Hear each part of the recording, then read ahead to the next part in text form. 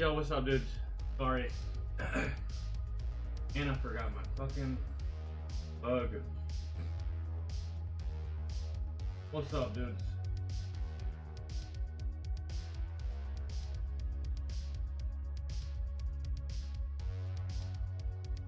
Happy Friday.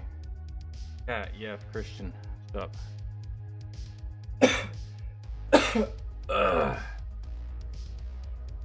Okay.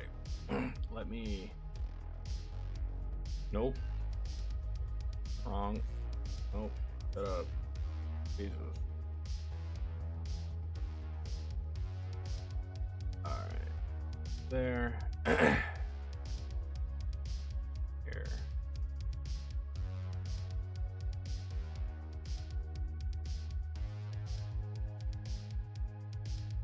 Okay.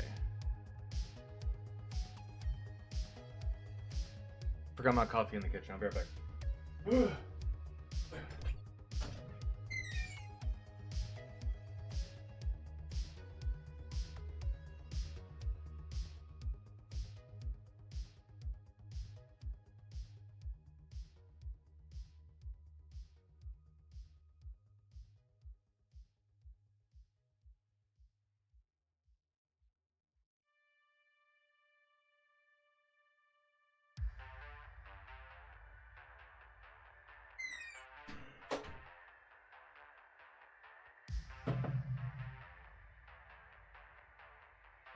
Alright.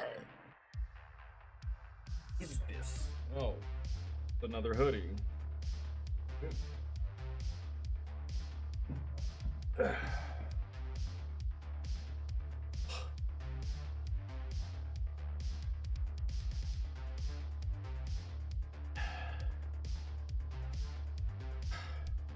What this says. Sorry. Put my. They're not dirty ones.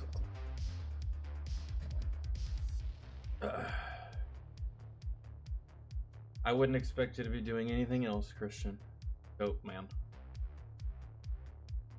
Alright. So, it's funny because me and Angry Cops uploaded the very same thing. And usually we watch Angry Cop videos. But it just so happens that the video that I uploaded yesterday is literally what he uploaded yesterday as well. It's just that our uploads were 8 hours apart. I had it ready to upload early that morning about the fucking Trump administration using some bullshit ass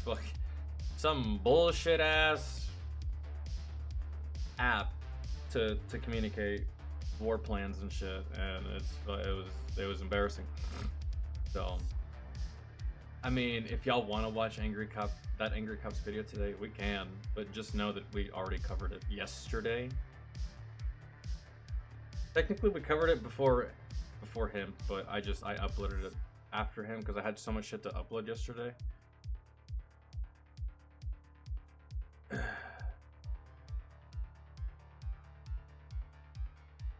Oh, well, you should go talk to him, Vince. Or at the very least, say hello.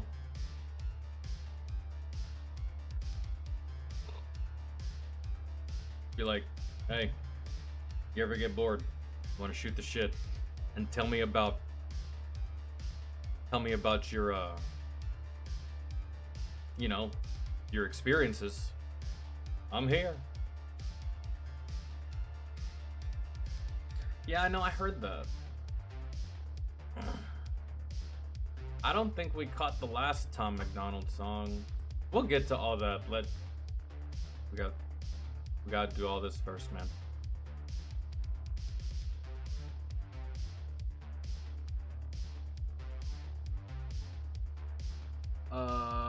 Okay, so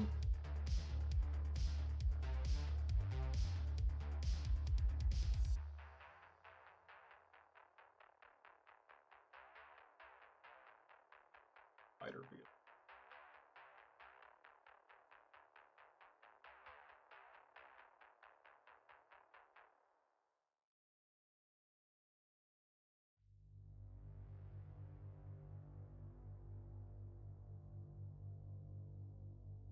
I'm looking for something that seems interesting. I'm not gonna read and or cover any story that's not interesting.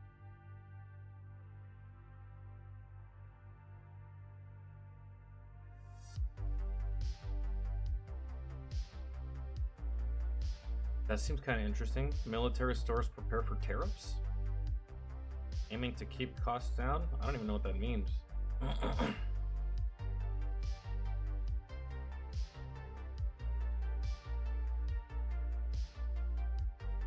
But nah, I don't really give a fuck about that one. I may just have to go back to the main page.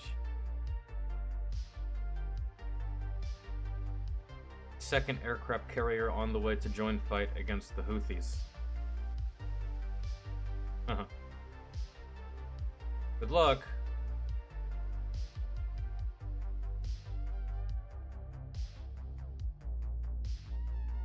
Yo, there's so many fucking stories that have popped up over the last fucking day.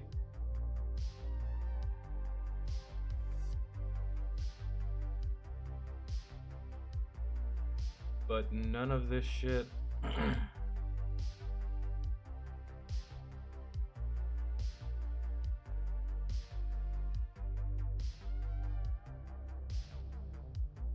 Okay, yeah. So much shit happened. Let me just give you a brief overview of everything that's happened in the past 29 hours. U.S. Army plans Australia test of missile launcher that has irked China. U.S. Army ships its newest air defense tech to units in Asia. I don't know what this has to do with the military. What? Senator pushes for new rules letting academy athletes play pro sports. Like from West Point? Only academy, whatever. Senators request inquiry into military secrets shared on Signal app. Yeah, bro, that's gonna be a big deal. Watchdog blasts VA leaders for exaggerating budget shortfall last year. Senator confirms former VA benefits chief as new deputy secretary. Marine Corps eyes future stability of Indo-Pacific with Balikatan. Is that a country? Waiver payment deadlines extended for I give a fuck about that, actually. That's what I give a fuck about the least. Military stores prepare for tariffs. FAA must do better after fatal DC Blackhawk crash. Army to make new missile defense radars after years of troubleshooting.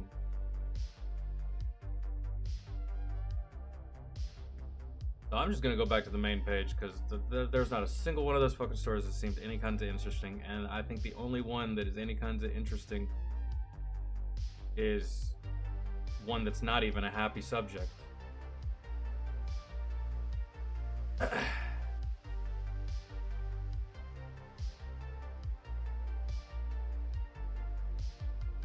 Yeah, so let's cover.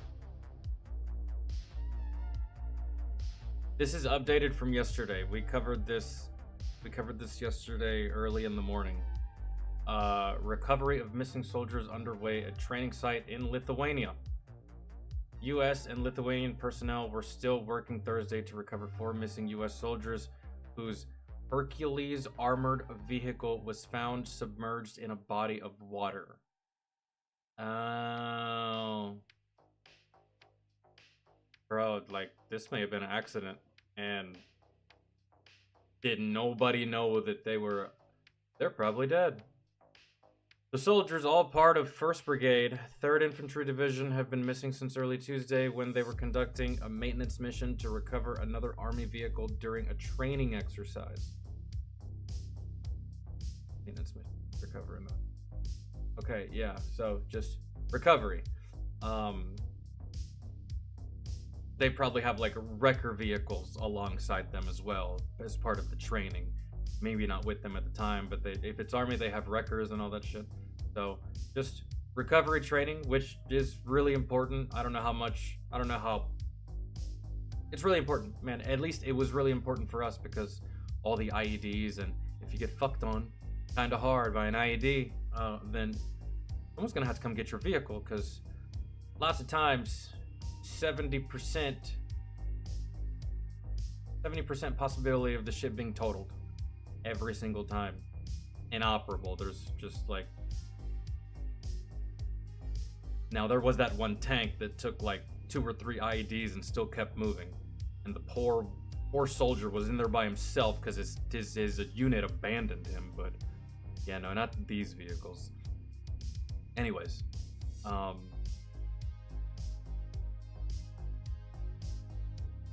the training site is the... Okay, yeah, we got the training site. Fuck. Search and recovery efforts have continued without pause since the soldiers were reported missing, the Army said in a statement on Thursday. The initial search, including military helicopters, Lithuanian diving teams, and hundreds of U.S. and Lithuanian soldiers and law enforcement officers looking through thick forest and swampy terrain. Now personnel are focusing on the area where the armored vehicle was found. We are leveraging every available U.S. and Lithuanian asset to coordinate for and provide the required resources for this effort. Major General Taylor, the commanding general of 1st Armored Division, said in a statement. As of Thursday, thick mud and soft ground were... As of Thursday, thick mud and soft ground were keeping emergency personnel from accessing the vehicle and complicating and slowing the recovery efforts, the Army said. Engineers were creating berms to establish a contained area. A fucking just muddy-ass swamp, from which water and mud could be trudged away to better stabilize the ground. I think this was just a case of a really heavy vehicle on very unstable ground. They got submerged, and because it's not like being in a fucking ocean or a lake or a pool where maybe you could egress from this vehicle. You're surrounded by dirt, mud, man, which probably makes your escape impossible. I don't know. Due to the terrain, this is an incredible complex engineering effort. The team on the ground is working to remove enough water and mud for rescue teams to safely reach, stabilize, and access the vehicle. Terminated, I appreciate the 10, man, and we will be doing that today, for sure. Thank you so much, dude. Wayward, what's good?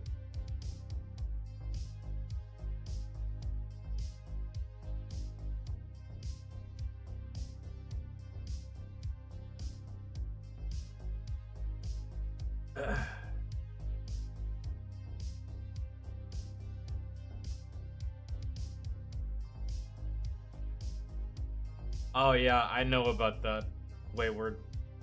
All the annoying content creators and streamers that just go to different countries and they just act like buffoons. It's annoying. Yeah. I appreciate you being here though, man. And yeah, whenever, dude. Families of the soldiers are being updated about the recovery efforts, the U.S. Army said. Service has not released the names of the 4 troops. Bro, I'm pretty sure they're... NATO on Wednesday clarified comments. Secretary General Mark Rutte made earlier that day when he suggested the soldiers had died. I mean, did they? What the fuck are they? Even though the U.S. Army said their fate was not yet confirmed. The search is ongoing.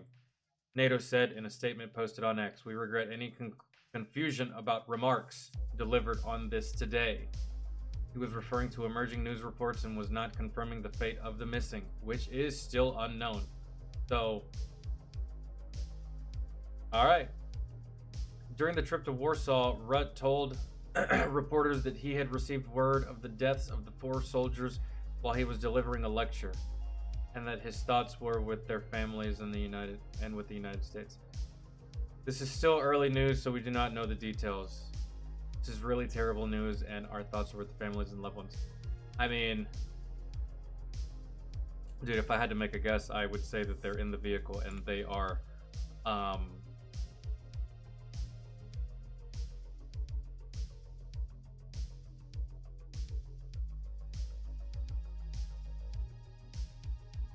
don't know, man. I honestly can't remember how good our vehicles were at sealing out high pressure amounts of liquid. Like if you submerged an MRAP or a MAT-V into a swimming pool, how much water and how fast would the cab of that vehicle fill? And I can't remember. I mean, like, yeah, that thing it's built to take bombs, RPGs, grenades, small arms fire, sometimes machine gun fire, man, like the whole nine, right? Mine resistant, ambush protected. But when it comes to being submerged, I don't know how, full honesty, man, I don't know how good those vehicles are at that. So maybe maybe all military vehicles are the same and they can't be submerged in fucking anything. This is a fucking muddy ass swamp. If they're submerged, what are the odds that that mud, water leaked in? And at first it wasn't bad, right? It was just a little bit. But then the pressure, I don't know, how deep is this vehicle? That's crazy. They must have gone into like some crazy kind of sinkhole to where, and then once they went in, it just covered itself up because it got disturbed. Kind of like an avalanche. I don't know, dude, because I feel like if they're alive, bro, they would have made themselves known. The whole planet is looking for them. Like, did y'all not hear what I just read? The whole planet is looking for them. Damn near. Outside of the people that obviously fucking hate us and like enemies. The whole world is looking for them. I think they would make themselves known if they were alive. And like I said in the last video, if they're kidnapped, then whoever has them would have already established contact talking about how much money they want and trying to negotiate and blah, blah, blah. And we don't negotiate with terrorists, so these soldiers are more than likely probably dead. Either way.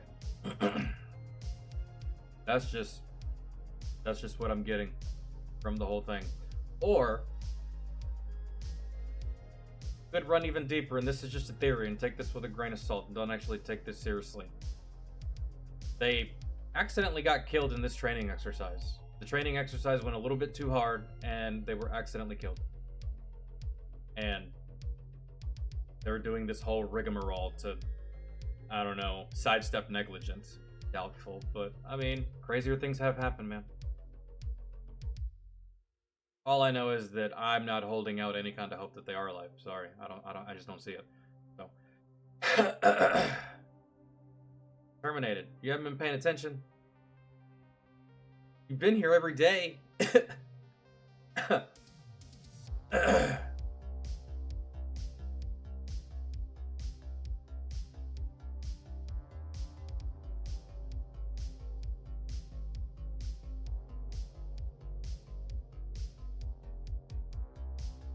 So good.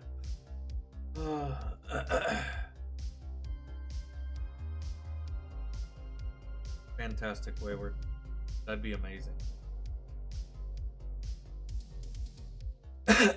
Alright, well, I think that was like the only interesting story so far. And it's probably gonna get yet another update. So I guess we're gonna have to wait and see. So I'm guessing they found the vehicle, and the vehicle is just like submerged, and I don't know. I think they found the vehicle, or they know where in a roundabout area as to where the vehicle would be. They've kind of like narrowed down the location, and now it's just a matter of getting to it. How they found it without being able to see it, because they are gonna have to dig for this shit, I don't know. I mean, were they using some kind of tech? Metal detector? I don't know. So the Slack leaks? I don't know what the fuck. I don't know what a Slack is. But are you talking about Signal? Yeah, we covered that yesterday. I uploaded a video about it.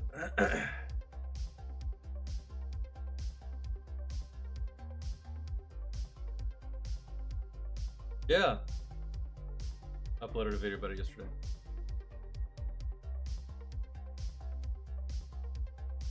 I actually cover this shit now, so like Which is kind of unfortunate, because, like, unless y'all, I kind of still want to watch that one video by Angry Cups. All right, let me.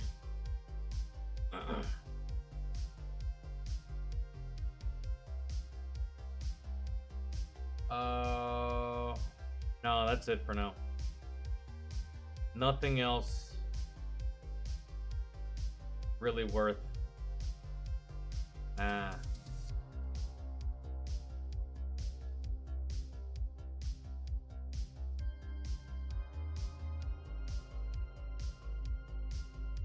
Experts say Hegseth chat leaks invited danger. No shit. It's crazy that you needed experts to realize this. It's crazy that experts were needed to say this. I literally said this in the video yesterday. I was like, imagine you send this to the enemy.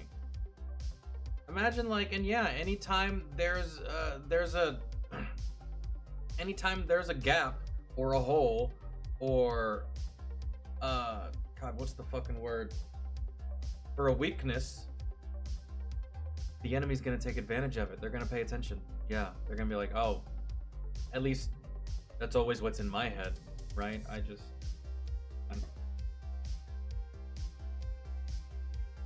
feel like that's common fucking sense.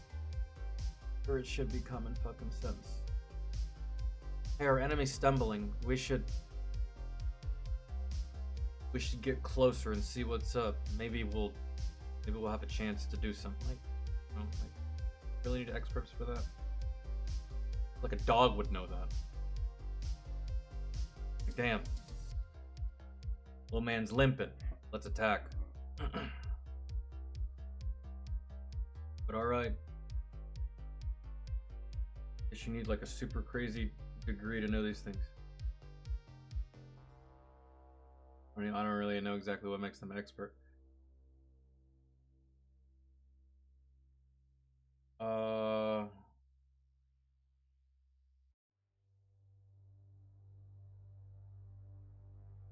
Well, David's not here, so that's his request. Sabaton history? Yeah, I kind of want to get this out of the way because, like, I gotta be honest, I'm not really all that interested in Sabaton history. But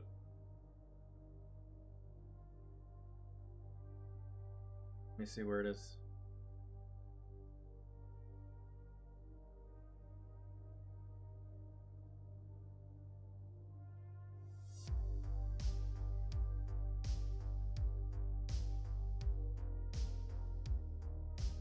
All right.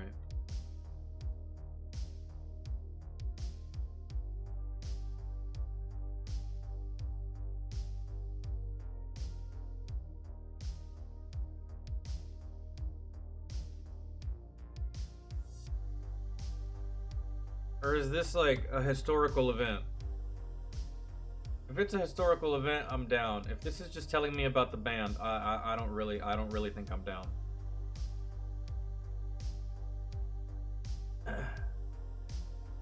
Battle of Berlin. Okay, yeah, the story of a German commander. Never mind. I'm down. The way this read, I thought that this was just like the history of the band, and I was like, I don't really care. But okay, yeah, I can fucks with this. This is fine. This is good. I'm Indy Nidell. I'm Edgar, but I don't have time. Prepare for All right. Sabaton, and this is Sabaton history. Oh, okay. I thought this was an ad. My bad.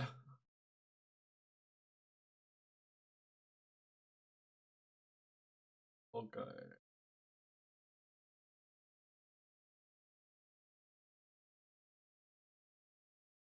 Okay. Umbreon, what's good, man? The new Prime Minister of Canada, Mark Carney, is a poor choice for a Prime Minister. I mean, is it an upgrade from Trudeau? Because I mean, like, if it's an upgrade from Trudeau, then I mean, You can't really ask for much else. Shit would be an upgrade from Trudeau, right? So I feel like poor choice is better than shit. So, right?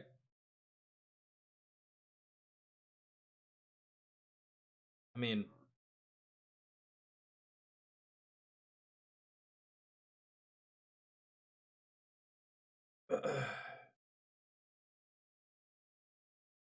same.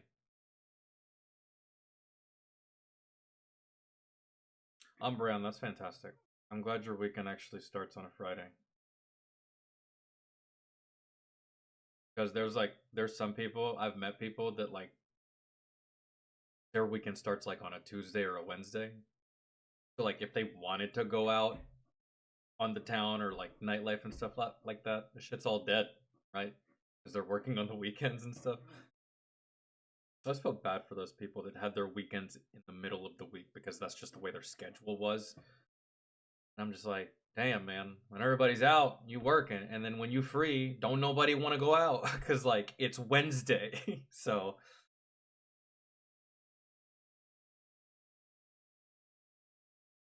that's dope, dude. Congrats. All right, let's start this. I'm Indy Nidell. I'm Per from Sabaton, and this is Sabaton History.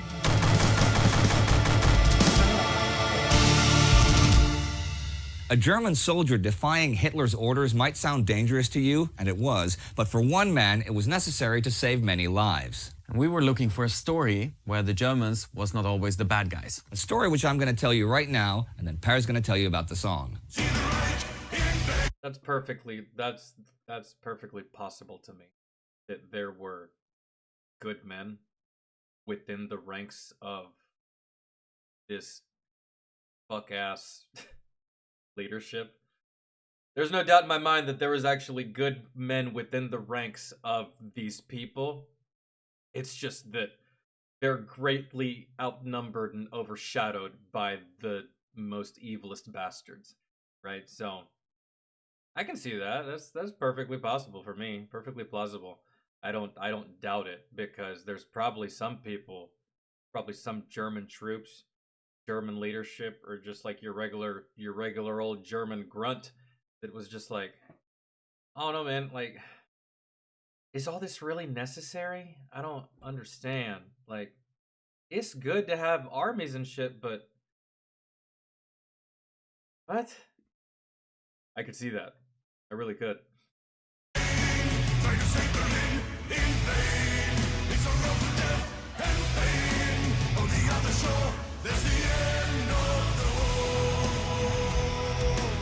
From the beginning of the Soviet Union's final World War II offensive towards Berlin on April 16, 1945, the situation on the Eastern Front had deteriorated rapidly for the Germans.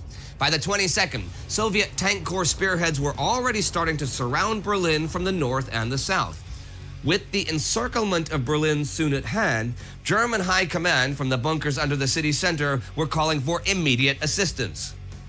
The 12th Army, under General of the Panzertruppe Walter Wenck, had just retreated east of the Elbe at this point, fighting a losing battle against the American advance from the west. Such a normal ass name for a German. Walter. But it's Volta. Volta. Volta Wenck. Just Walter, man. Now beyond the river, generic ass white dude name. could make a stand while providing a tactical reserve against that advance. But the Fuhrer's orders changed their enemies. Now, Wenck's 12th was ordered to strike to the east, into the Soviet flanks, and to relieve Berlin. However, what was called an army, a corps, or even a detachment this late in the war was often nothing more than a mixed group of veterans, stragglers, wounded, and conscripted youngsters and middle-aged and even old men. Wenck's 12th had a large group of basically kids from the Hitler Youth, young men who hadn't finished school, and they were now tasked with taking on Russian tanks. According to General Feldmarschall Wilhelm Keitel, they were to unite with additional panzer. Oh man, like that. If you could ever just like hit cancel on a fucking war, that's what I would do it for. Once I start to see children on the battlefield, What exactly are we accomplishing here, ladies and gentlemen? And I'm asking the whole goddamn planet, what are we accomplishing? Fucking nothing. At the end of the day, really, like, if this is the reality now, I think we've gone too far here. That's, holy Christ. But there are just some people that they'll fight that way. And, yeah, no. If it ever came to the point where we're losing so badly that there's 8-year-olds in tanks, we might as well just fucking give up, really. At least I'm giving up. There's no point. Corps, Tank Corps, under General Felix Steiner to the north, while the trapped 9th Army would make a break to the west and... You're only further cutting yourself at the knees as far as your country goes, because all of the men are dead, and now all of your future men are about to die. You know, it's just like, holy shit, dog. join them. Together, they were to relieve the capital from the Soviets, who had over 1 million men advancing. It was a plan, at least, but one that only existed on paper. Venk's army had only recently been reorganized with men from all branches that could still fight. That was the only requirement. But even this late in the war, the German army was still able and reliable, and they still had fight in them, even in a futile battle. The army's diaries of this day read, "No deserters, no prisoners, no missing." Who could ever have believed? Seems like nothing's been achieved. Just to walk a day, go all the way. The fronts are closing in. As the end is drawing near. The 12th hour. Who here served? Did y'all keep a diary? I did not. I didn't document my experiences that way, and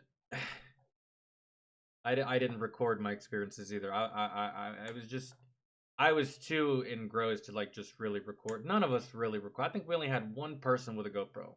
One. That was it. Both of my deployments. We didn't record the action ever. But as far as like, I'm sure had these guys had the ability to record their own shit, they would have. But no, not us. We didn't operate like that. But as far as like writing shit down, I didn't do that. I don't think any of us did that. But I feel like that's more reminiscent of these times, because back then there were no phones, man. You couldn't just like. So a lot of shit that you wrote, you were probably writing either home to a family member, a loved one, right? Because you wrote a lot of letters back then. There was no cell phones. There was no MWR. There was no USO with like a whole row of phones and shit. There's none of that. So, anyways. Interfere, open up around, get people out. It's forces spread out there. The 12th Army was heading to Berlin. They had only a few vehicles and tanks, mostly mobile assault guns, and little fuel. So the men had to make the 150 kilometers to Berlin on foot. Oh. By the 25th, they had reached the outskirts of Berlin, but the situation had worsened dramatically. The Soviets were already south of Potsdam. One thing that hasn't changed over the hundreds of years that humans have been going to war with each other is the fucking Ruck March. Even back in the day, they would fucking march for miles just to get to their fucking destination to beat their enemy's ass. The fucking Ruck March, man. A staple in the combat of yesterday, the combat of today, and the combat of tomorrow. Fucking Ruck March. I guarantee we ever get like 400 years from now, I guarantee if we still have war, I'll be dead. Ruck marches will still be right there at the forefront of like any kind of conflict, man. Every time. Tried, tested, and proven. And east of Brandenburg an der Havel, west of Berlin. The surrounding of the capital was nearly complete, and the Soviet forces were much stronger than anticipated. While examining his maps, General Venk hesitated. Was relieving Berlin even possible at this point? In talks with Keitel, though, the orders from the bunkers under Berlin were clear. Get the Fuhrer out. His destiny is Germany's destiny. Only you, Venk, only you have the power to save Germany now. So Venk... Something tells me that that right there, what he just said, the way this leadership works, I guarantee they told that to everyone, probably in secret. Like, hey, don't let any of the others know, but you're my guy. And then another soldier, hey, don't let anybody know, but you're the key to this conflict. And like, I'm almost pretty sure that's how that leadership went. It was just a whole bunch of bullshit, really. Pretty much just blowing smoke to just went to work.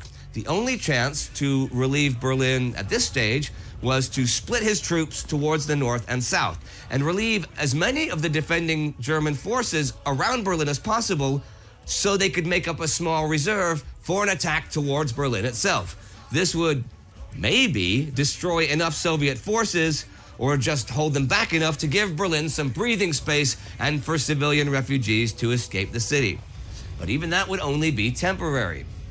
But Keitel rejected this plan. Berlin itself had highest priority. A push toward the Fuhrer must be done immediately, and that's it.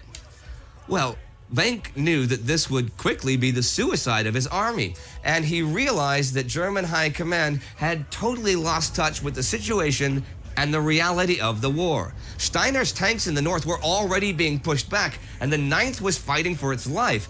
In this situation, Wenck chose not to follow the direct orders from Adolf Hitler himself. Instead, he, quote, had to follow the guideline of his conscience. Saving Berlin was impossible.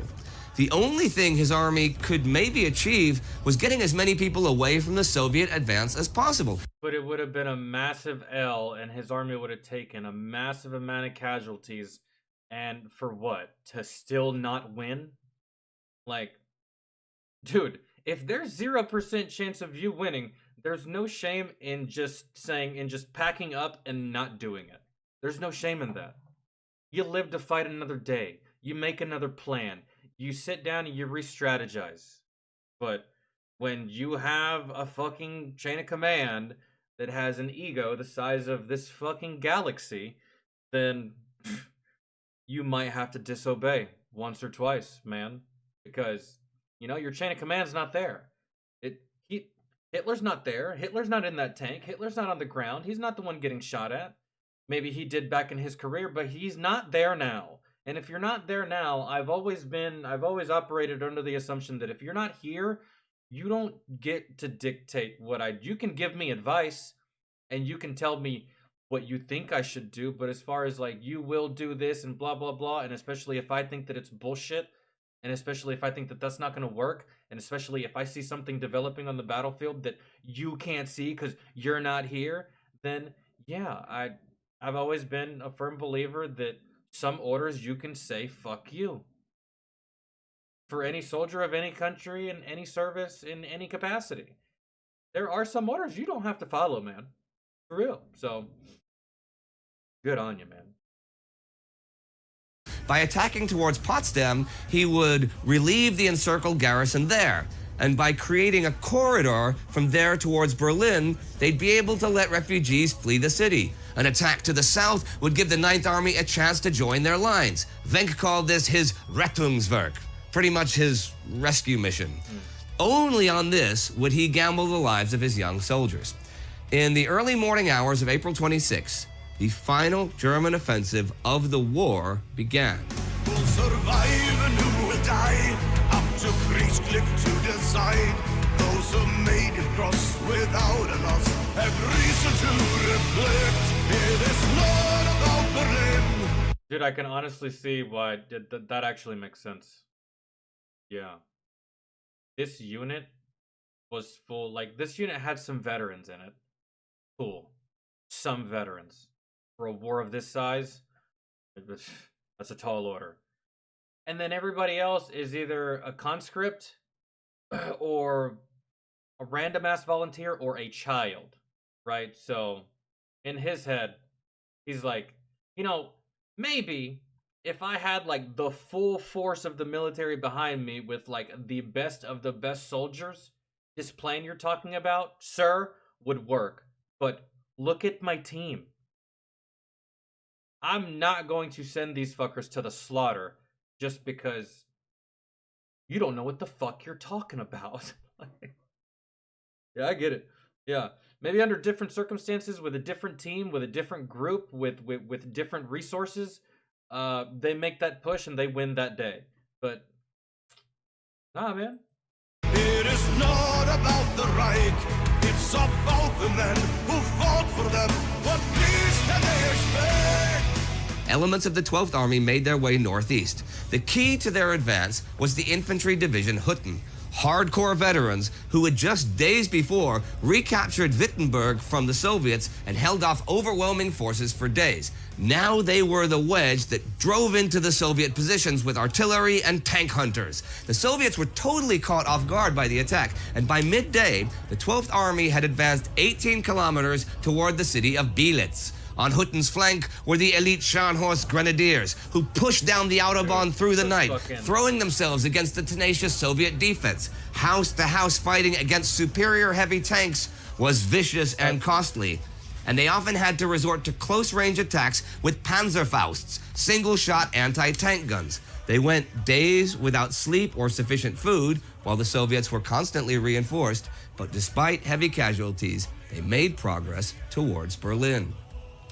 By May 1st, the 9th Army had managed to use the momentum of the 12th and break out of their encirclement. Spirits rose as the exhausted soldiers of the 9th and the hundreds of civilians with them joined the 12th. But seeing the ragged and wounded men... Kind of refreshing to hear like a good story about the German military, because usually we're either hearing something negative or just a story about them taking a L, right? So... and limping into his ranks, Wenck marveled at Hitler's insane plan to fight the Soviets head-on. The 9th had been nearly destroyed just... Marveled at Hitler's plan. Sir, are you high? It's astonishing that your brain could conjure up something so fucking stupid. Wounded men limping into his ranks, Wenck marveled at Hitler's insane plan to fight the Soviets head-on. The 9th had been nearly destroyed just fighting for its survival and the survival of the many civilians in its midst. Other fighting forces were able to link up with Wenck as well. And the same day, Hutten reached a large German military hospital near Potsdam. Once more, the fighting was brutal as they stormed the Soviet trenches, but for 24 hours, they were able to get many hundreds of wounded soldiers, nurses, and Red Cross personnel out before the Soviets could return. This was the very end of the European part of the war, and it is difficult to find and follow the reports from the last days of the fighting around Berlin. The Germans did not make many records. The Americans also often didn't record a lot of it, and the Soviet archives are still not fully available. Neither Steiner nor Wenck reached Berlin, though, and Hitler chose suicide over capture in his bunker. It's the end of the war. Reach for Elvis Joe. Is that it? On May the 2nd, Okay, never mind. Wenck's army retreated. It would protect the refugees and bring them across the Elbe and into American custody. Day and night they marched, avoiding contact with the enemy from the east as long as possible. Nice. Soviet pursuit, though, was initially weak as they were concentrating on taking Berlin. On the 3rd, Wenck made contact with American General William Simpson of the 102nd U.S. Infantry Division of the 9th U.S. Army near Tangermunde. Now, the Allies had agreed among themselves that either the German army would capitulate as a whole, or that small groups could capitulate to them individually via their commanding officers. But there was a hitch. This partial capitulation could only happen to the opponent they're actually engaged with, which for Wenck was the Soviets. To surrender to the Americans, Wenck technically would have to attack them and then surrender. Well, the Americans simply kept silent in regard to the surrender proposal. They did not fire on the advancing Germans either, in violation of the Allied contract. Still, General Simpson let the wounded cross the river, but only with just enough medical supplies for them. Same with Wenck's soldiers and their personal provisions, but he would not allow civilians to cross. Men were even sent out with whips on the partially collapsed bridge to hold back civilians trying to cross with the soldiers. It could have been more of a human tragedy were it not for sudden Soviet fire that rocked the remnants of the bridge. This killed several American soldiers, so a 2-kilometer retreat from the river was ordered. Dog, oh my god. Like, Killed several American soldiers, so this is wild. You know what's crazy about this right here? Dude, there is a map on, oh, it's either, I think it's Battlefield 5. I think. It's just like this. There's a bridge, and there's a, underneath the bridge, there's water, and I think at one point during the match, the bridge will collapse and shit like that, bro. I've played, that's nuts. This literally reminds me of that game, of that map that I've played on several times. Usually on this map, I get dicked on by air support. Like, all these really, really good pilots in the game that just, yeah.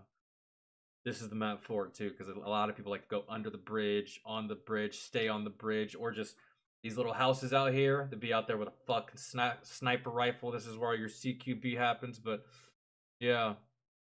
Anyways. a 2-kilometer retreat from the river was ordered.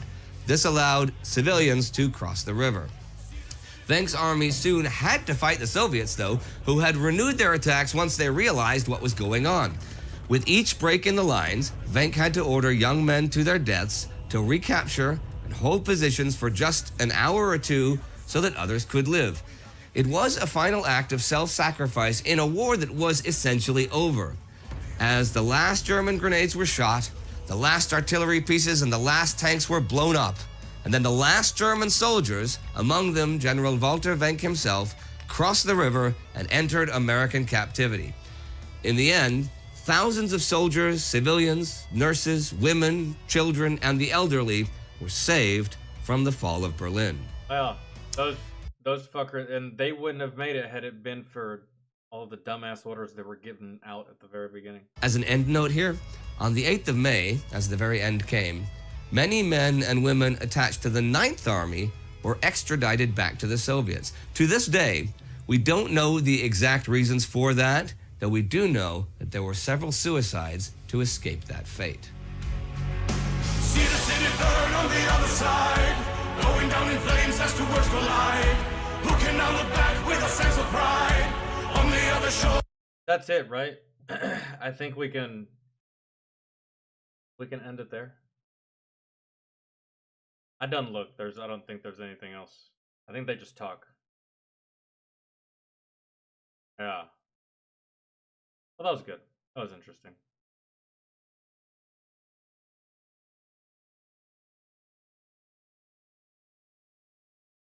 Oh, this isn't the only one that. Okay.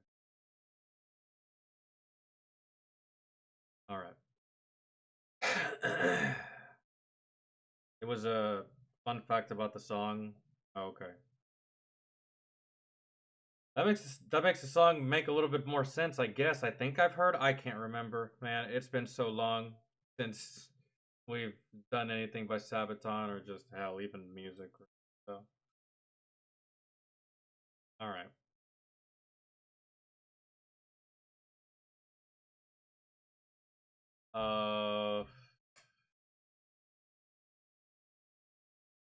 What is it that y'all wanted to do? Tom McDonald's new song.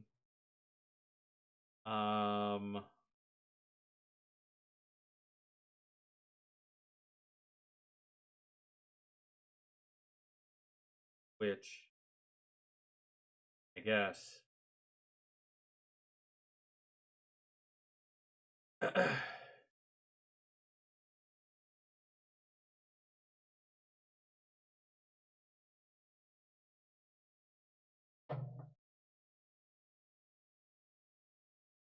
Oh yeah, and Fat Electrician, and okay, got it.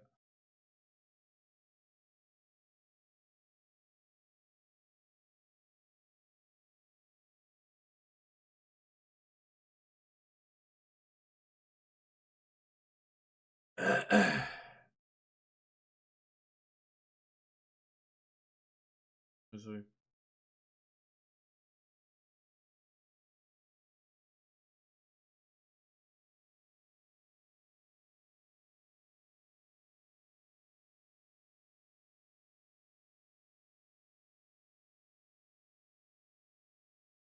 Um. Yeah. So we have what? Mr. Ballin, Chiseled Adonis.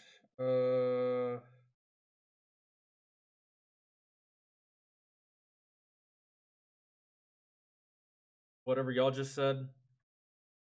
Fat Electrician.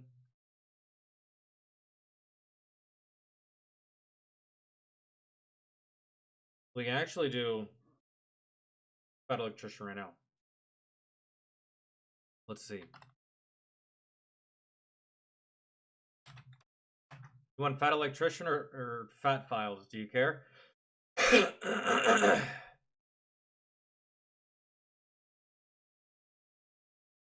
Unless we've already seen everything on Fat Files. I doubt it.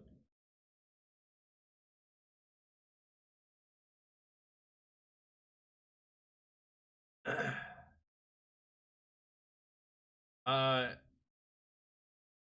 yeah, we'll do Tom McDonald at some point, but if we do music, I'm just gonna go, I'll fire up a Twitch stream. We're not doing music on YouTube. I'm sorry. That's like maybe we'll do Tom's, right? But I'm not doing any more music on YouTube like at all. So if I do Tom, I'm not taking any more requests for music. I'll just do a Twitch stream if that's the case.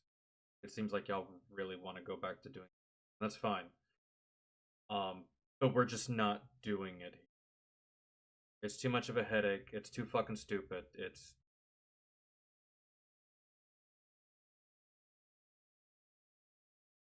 I don't even know how motherfuckers have the patience to do it anymore.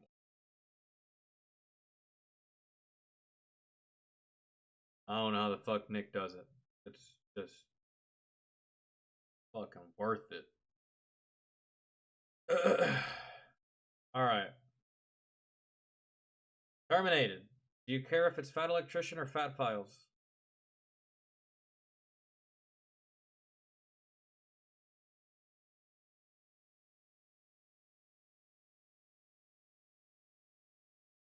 Because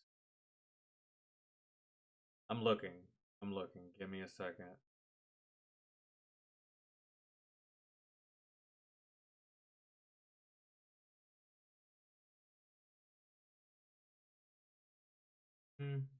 No, we actually saw that one too. A lot of these I just forget that I've seen. But yeah, I've seen quite a.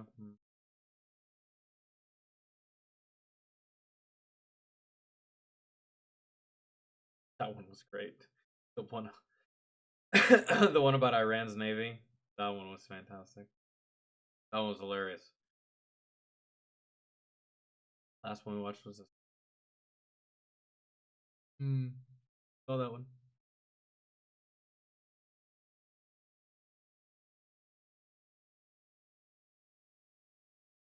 Dude, could actually just fucking run some of these. These are like 9, 7, 4. If I do this one that's 4 minutes by Fat Electrician, I feel like y'all are gonna be pissed.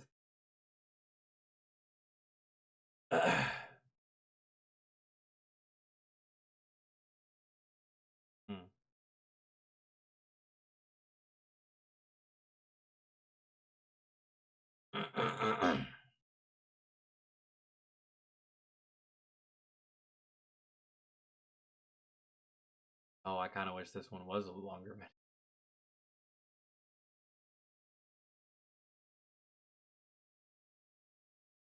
All right.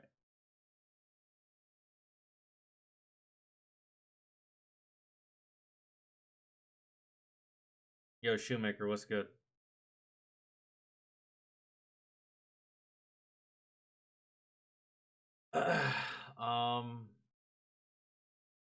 Let me check Fat Files. I don't think Terminate's here anymore. I think he fell asleep. Right.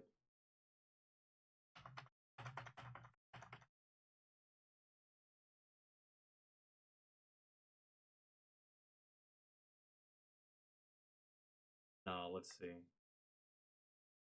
I think we've seen the Starbucks one.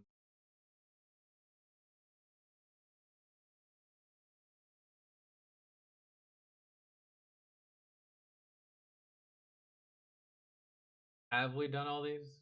I don't think so.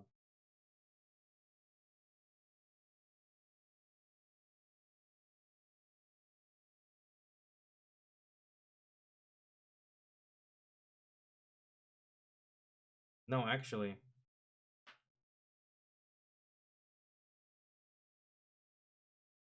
No, I think with the hat, I could have swore he had more videos on Fat Files than this. Where? But I think we have seen all these. Yeah. You're right.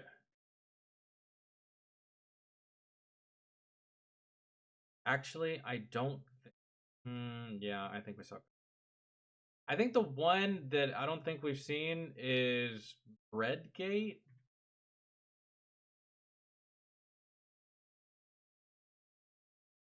Why every fast food joint will be selling. Oh, I remember that. I don't know if I've watched that video or not, but I do remember that. Something about bread and like minimum wage and raising the price of minimum wage. Now something about, I don't know. It's something with the bread. Instead of, it'd be cheaper to just sell you loaves instead of just like it's fucking stupid is what it is. I'm almost pretty sure. Gonna go back. We'll get something from the actual Fat Electrician channel. Fuck.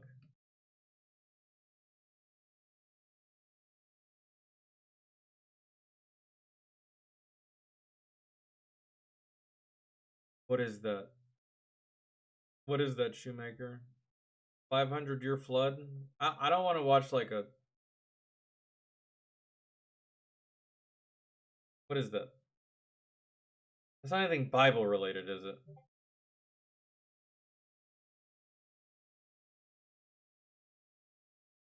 Oh, it's a song. Oh, okay.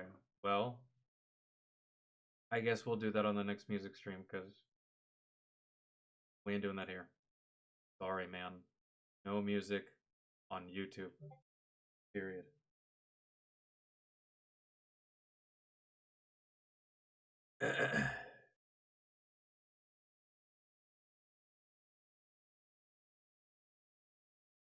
Since we haven't done one of the...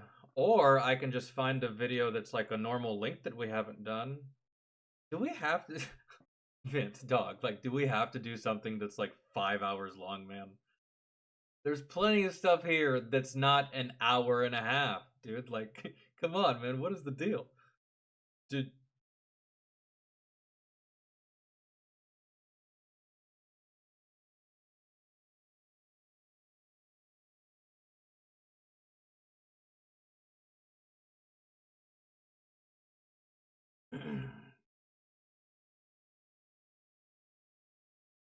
Ain't no way.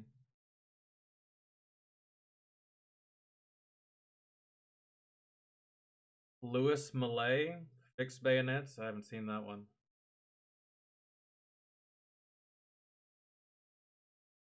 Wrecking and trolling the Germans with a wooden plane. I haven't seen that one either.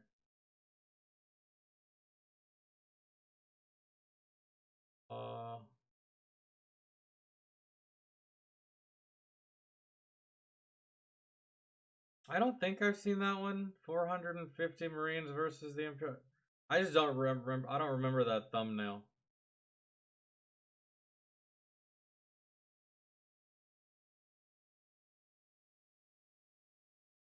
I can't remember if we did that one either. U.S. Navy's unluckiest ship with an untouchable crew. Like a lot of thumbnails and a lot of titles that don't sound familiar, so I'm assuming we haven't done them yet. I'm not rating are the ones that I'm pretty sure we've done. Maybe we did the limping lady. I can't remember.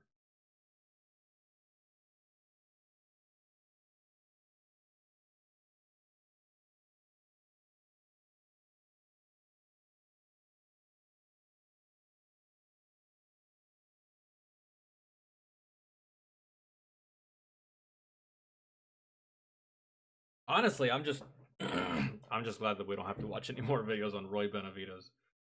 There was a point there where just like we watched like 17 videos on Roy Benavides. I was like, God damn, man. I feel like I'm related to this guy now.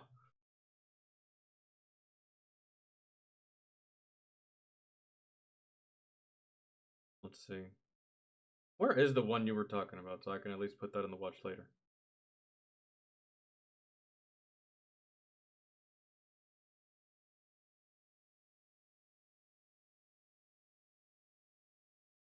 It has been a minute.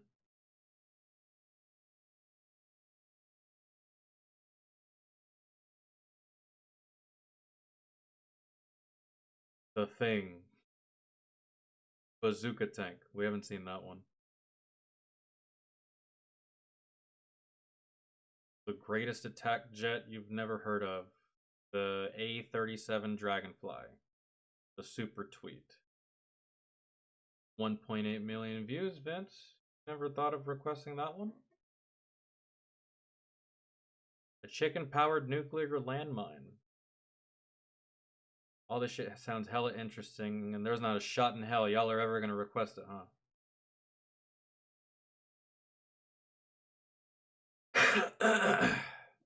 That's fine. Lucky for me, that dealer's choice.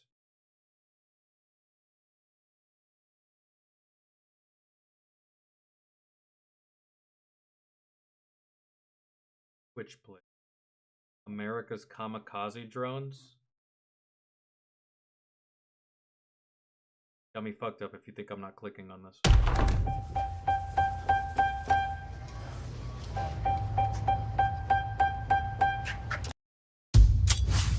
Today we're talking about America's kamikaze drone that can be small enough to fit inside your backpack or big enough to blow up a tank. Ladies and gentlemen, the Switchblade. That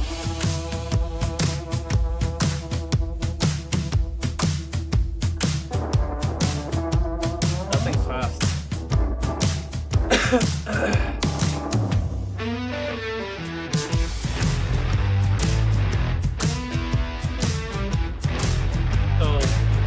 All right, here's the deal. I've said this once and I will say it's like a javelin, but cooler. You launch it, you fly it, and then this has Call of Duty written all over it. What was it? The Predator drone? That's what we're working with here. And I think you get that like that's an early kill streak. I think that's like 3 kills to get that kill streak. The Predator drone? Or maybe it's 4. 3 with Hardline. this again. Uncle Sam is very, very good at identifying what the kids are into and somehow turning it into a weapon. During World War II, kids were into playing baseball. Guess what? No, Hunter Killer Drone is the drone where you just you throw it and that bitch will, on its own, it will find someone to kill. And then it'll fly like, and it finds somebody, it sees them, stuff like that. But with this, you actually you can control this bitch, which means you can launch it, fly it around for a little bit, maybe acquire a target, maybe fuck with somebody. I don't know, man.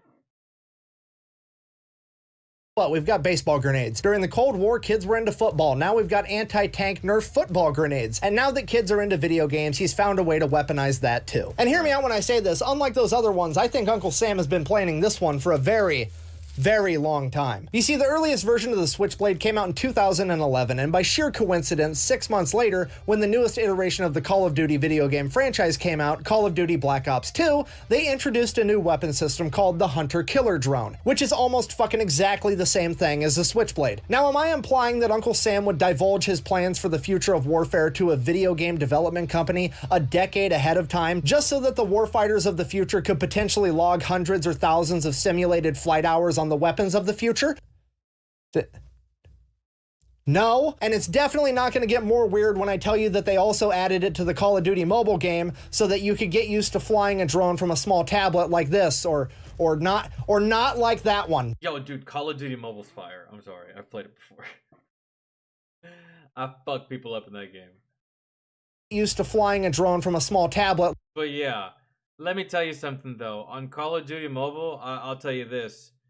The Hunter Killer Drone is garbage. Nah, dog. I use a very basic setup for Call of Duty Mobile, dude, because I'm usually running a sniper rifle. So for me, it's gonna be counter UAV, sentry gun, and either a UAV or something that is in the air that works independently by itself. I hate kill streaks that take me away from my gun. In Call of Duty, I've always hated that. I don't use kill streaks that take me off the battlefield and now I'm in some fucking screen. I despise that, so I don't use those kill streaks. So Yeah, no. But the hunter-killer drone goes automatically. I'm assuming these, the America's Kamikaze drone, you'll actually be able to control these to a degree. To a massive degree, actually, because you don't control the hunter-killer. You just throw that bitch up and it does its thing. Like this, or not like that one. What you're thinking of is the Predator drone, which is also in Call of Duty. A Predator Strike is what it's called, where you actually control the missile that's like fucking... Same concept. Not like that one at all. I mean, come on guys, it wouldn't even make financial sense because all the trainees would be doing it for free and they'd be providing their own training materials because they would pay for the video game and the gaming console. Wait. Change the subject. You know what? This is a great time for a word from our sponsor. This video is brought to you by Zydax Custom Gaming PCs, built in Salt Lake City, Utah. Personnel version is known as the Switchblade 300, and it is quite literally air support that fits in your backpack. Ladies and gentlemen, this thing is only 19 inches long, 3 inches in diameter, and the entire kit weighs 5.5 pounds. It can go from in your backpack to in the air in less than 2 minutes, and once that drone is in the air, it's capable of traveling up to 6 miles and loitering for 15 minutes while traveling at a speed of 63 miles an hour, and once you identify a target, it can accelerate towards it at over 100 miles an hour before making impact, and upon impact, it will explode with a force. The world's deadliest mosquito in terms of military and weapons. Comparable to that of a 40mm grenade. 3, 2, 1, impact. Impact.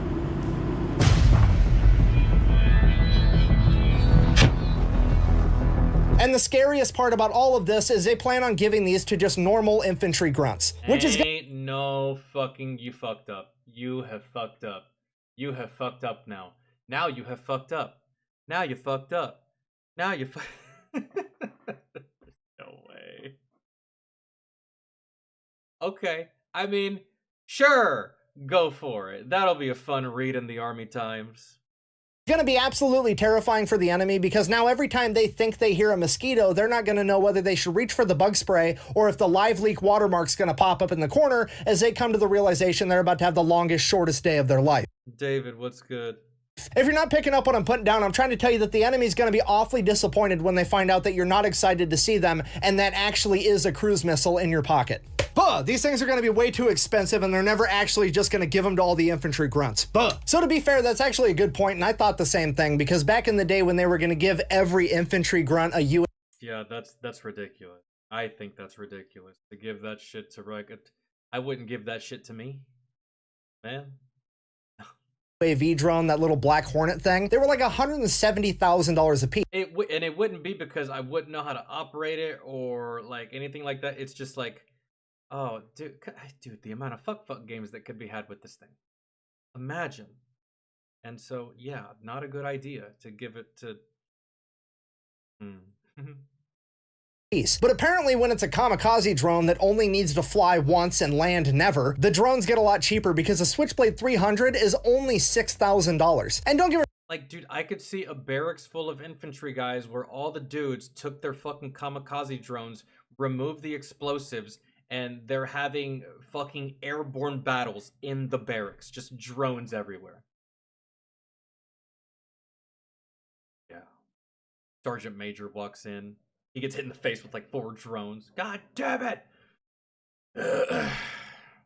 wrong, $6 grand is still a lot of money, but when you're talking about being able to give a bad guy a lifetime supply of Pearl Harbor reenactments from 6 miles away, that's a fucking bargain. And it only gets scarier from here because here's the big brother, the Switchblade 600. That is a 33-pound drone that's capable of traveling 24 miles with a 40-minute loiter time, traveling at a speed of 70 miles an hour with an attack speed of 120 miles an hour. It is equipped with a warhead that is comparable to that of the Javelin, meaning that it can take out any tank or armored vehicle known to exist today, and it can even take out some naval vessels. And all of that comes with a price tag of only $10,000, which again, 10 grand is absolutely a lot of money, but when you're comparing it to something like the Javelin that costs $250,000 for a single thing, bro, shoot and drop. That's like, ugh.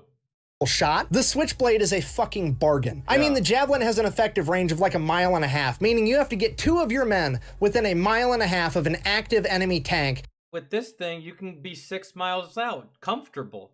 You know, this really would be a fantastic addition to the kit of a sniper.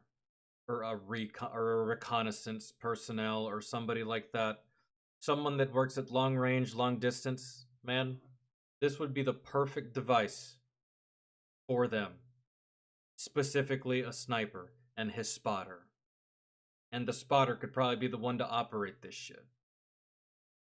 Got the shooter and the spotter, and then, you know what? Shit's not going our way, man. I just can't get this shot. Keeps moving, this, that, shit keeps happening. Fuck it. Grab the mosquito.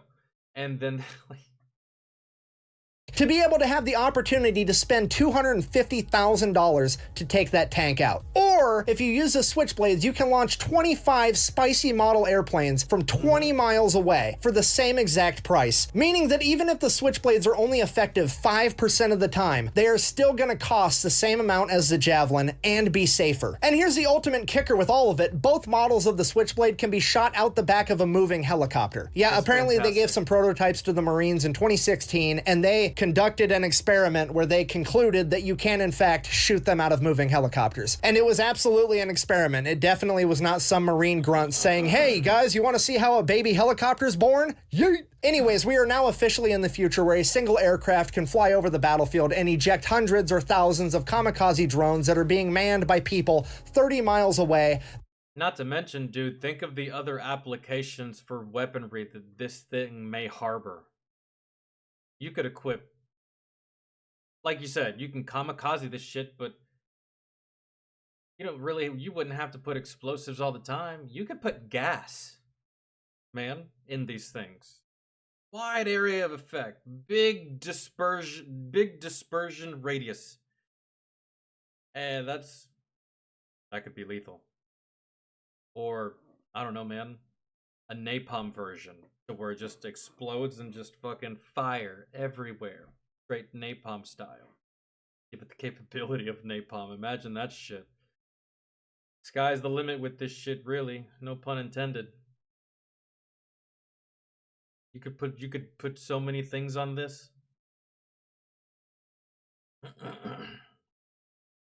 The longest known target shot is 4.4 miles away. With what weapon?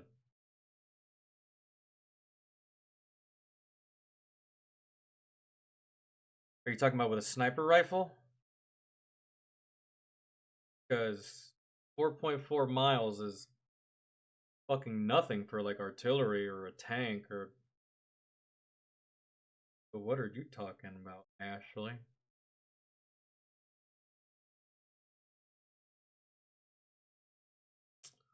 Oh yeah, that's right. Someone requested something by...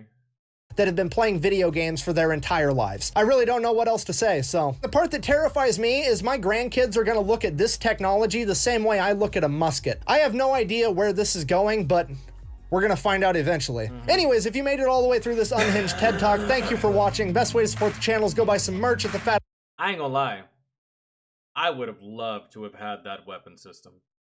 And no, I wouldn't play fuck games with it, as tempting as it would be. And trust me, if I did play fuck games with this drone, I would make sure that the explosive capabilities of it were either turned off, or maybe you can't turn off the explosive capability of this thing. And once it's like a gun. Once you're ready to use it, you better be ready to shoot it at something, I guess. So I don't know how that works, but I guess it would have been pretty cool to have it. Man, this would have been fantastic in situations where some fucking dirty bastard is shooting at us from a cave that we either can't see or see over, or it's just too far, or we don't have a line of sight, or whatever the case may be. We just can't reach this fucker, but he keeps taking pop shots at us. This would have been the fantastic weapon. Can somebody get that guy off the fucking ridge with the... Go get the mosquito. Holy shit. We had plenty of firefights, man, where these dudes they were on mountains, and like, yeah, we were shooting at them, but like at what cost? Sometimes we wouldn't even hit these people, man. We would just be exchanging gunfire with rocks, and it's just like, oh man, this is so great, dude. Just like, we're not doing anything. He's not killing me. I'm not killing him. It's just, I hope my bullets get there. His bullets ain't doing shit. There's one there, pew, pew, pew, dirt, not even coming close to you. Just like, all right, Fun. But in that case, that's when air support shows up. And it's probably going to be a jet. Or a very mobile helicopter. But man, this would have been good too.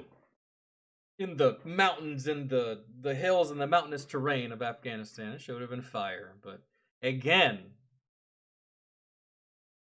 they're not going to give this to your everyday soldier. And especially the infantry. But I tell you like this, man. They haven't, if they're not going to give it to the Marines, to Marine soldiers, they're not giving it to us. Because that's just the way I look at it. At electrician.com, quack bang, out. 416 Barrett bolt action. Yeah, those things. Doveman plus. Those things can hit those. Can hit that distance with that, I suppose. Gotta be a really good shot. The recoil and the trigger pull itself on that thing is different than most.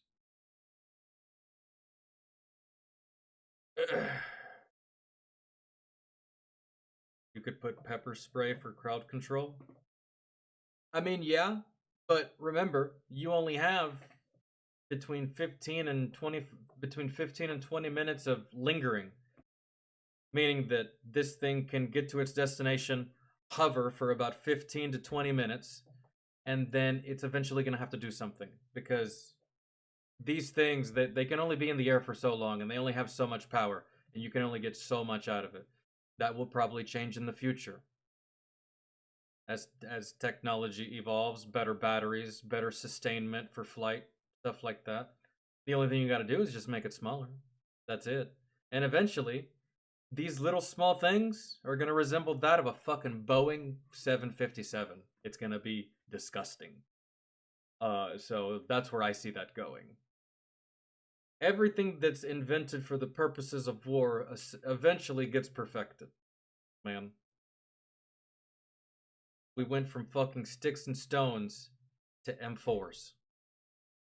And not that long of a time span in the grand scheme of things. Think about it. Crazy, right? So just imagine where we're going to be 100 years from now in this regard. It's going to be nuts. Sucks for y'all. I won't be here. Y'all have fun dealing with that. Solar powered, yeah. Probably. That'd be a good way to keep those things going. Sustained flight. They run off the power at night and they charge during the day whilst being powered during the day. Ugh.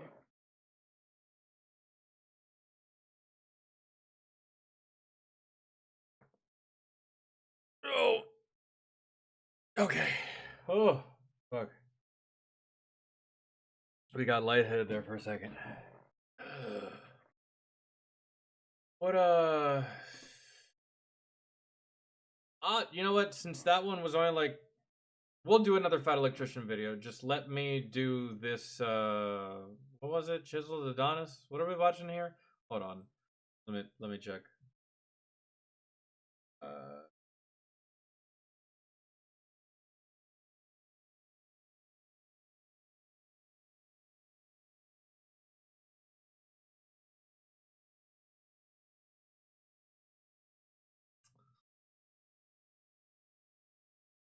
The plumber. I'm not saying that wrong. What happened to freaking out? What happened to losing your mind? What happened to losing your shit? What happened to going ape shit? What happened to fucking losing your goddamn mind? What happened to homeboy lost his marbles? Whatever happened to that? Why is this fucking cringe ass crash out thing a fucking thing? It wasn't a thing last year. I hate it. Doesn't even make fucking sense. I guess I think Gen Z made it up. And whenever y'all make shit up, it doesn't make fucking sense. Like Riz, that doesn't make any fucking sense. In your retarded head, it does, but it doesn't to me. I understand it, but on your level, I just. But hey, at least with Crash Out, we've gotten away from this reoccurring thing with the younger generations where they just shorten the fucking word, like Riz. No, it's called charisma, you fucking buffoon. But because naturally the younger generations are lazy as fuck and they'll find any way to be lazy, including shortening words and removing letters, I'm actually surprised because Crash Out takes more to say than Freak Out. Right? So, kudos on that. You actually kept it the same, if not made it more difficult to say, added more syllables. Sorry. I don't know.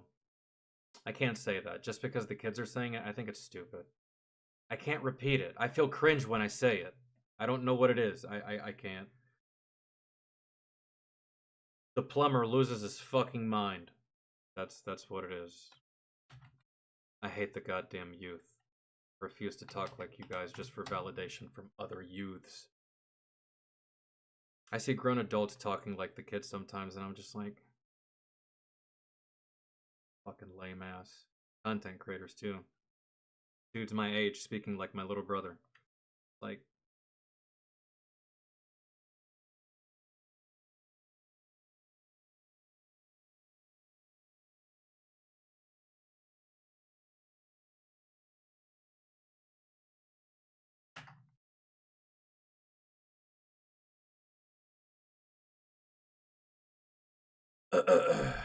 alright. Who the fuck is Aaron the plumber? That's... And what a...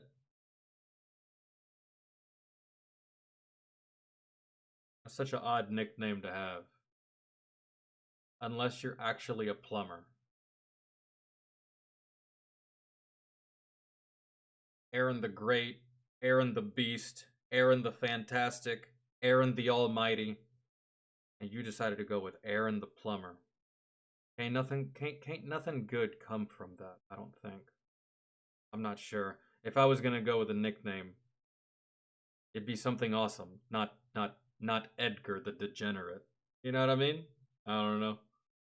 It's like, you can tell it probably wasn't gonna go good just judging off of the name.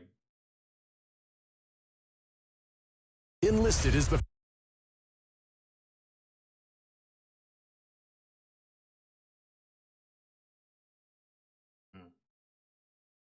free brand new online World War II shooter. Command a squad of soldiers and participate in legendary battles of the Second World War. Alright, so boom. Hold on.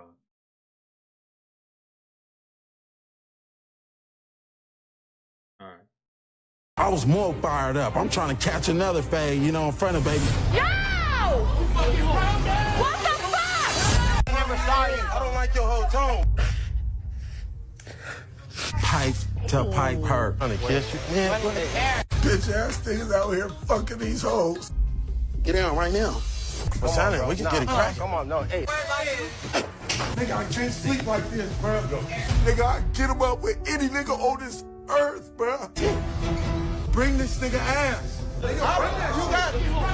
What the fuck? Fuck it. It is what it is. But bring this nigga, man. Never been no coward. Nigga, you beat my ass 10 times, nigga. I'm gonna get back up. Alright, so boom. A number of people have sent me numerous emails, DMs, messages regarding this Aaron the Plumber character. Now, if you're unaware of who he is, apparently...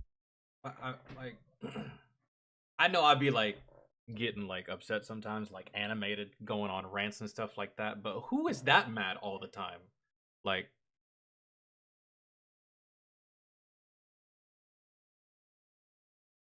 I just realized I had the goddamn munchies, dog. I'll be right back.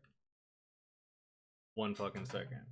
I'm sorry. It's just like, I didn't want to do this in the middle of the video or like, so it's the beginning. We just started. Just give me a second. We'll come back to this. What is clearly a very angry, closeted homosexual from what I've gathered so far. I don't know. And he's very infatuated with taking his shirt off all the time. I think sometimes he just like, I think sometimes he may just be starting shit with people just so he can take his shirt off to flex in front of ladies or something. One moment. Where the fuck is my weed? Bro, did I leave it outside? I think I left it outside. Or you know what I need? I need like a camera that I can take with me anytime like I leave here. Yeah. Fuck!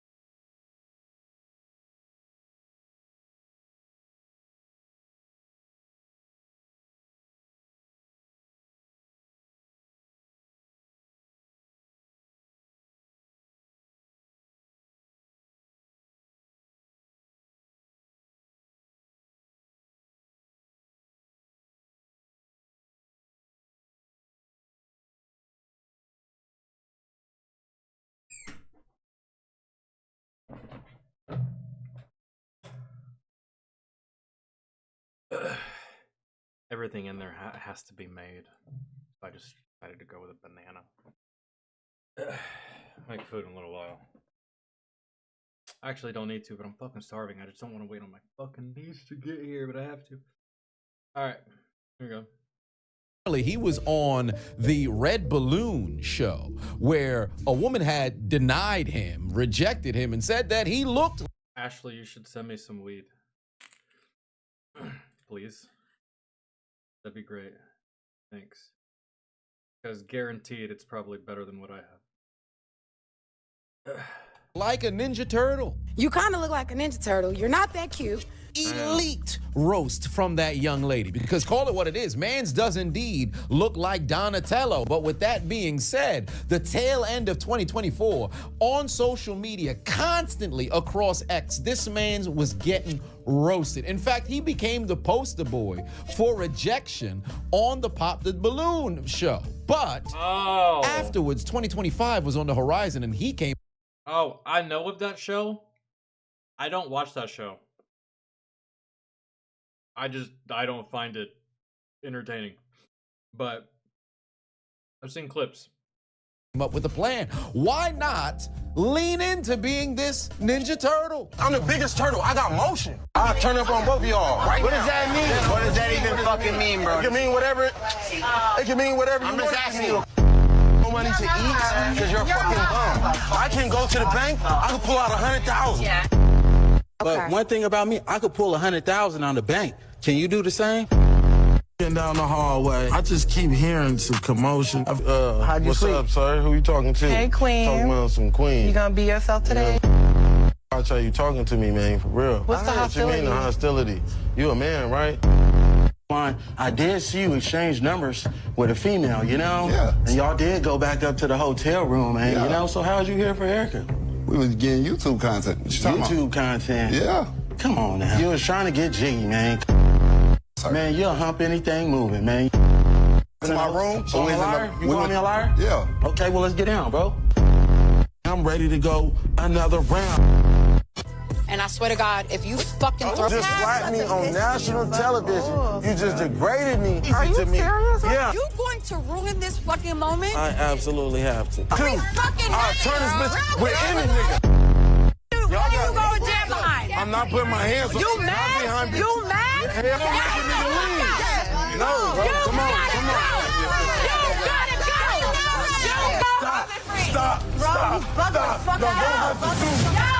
Stop. Legitimately, every video Thank God.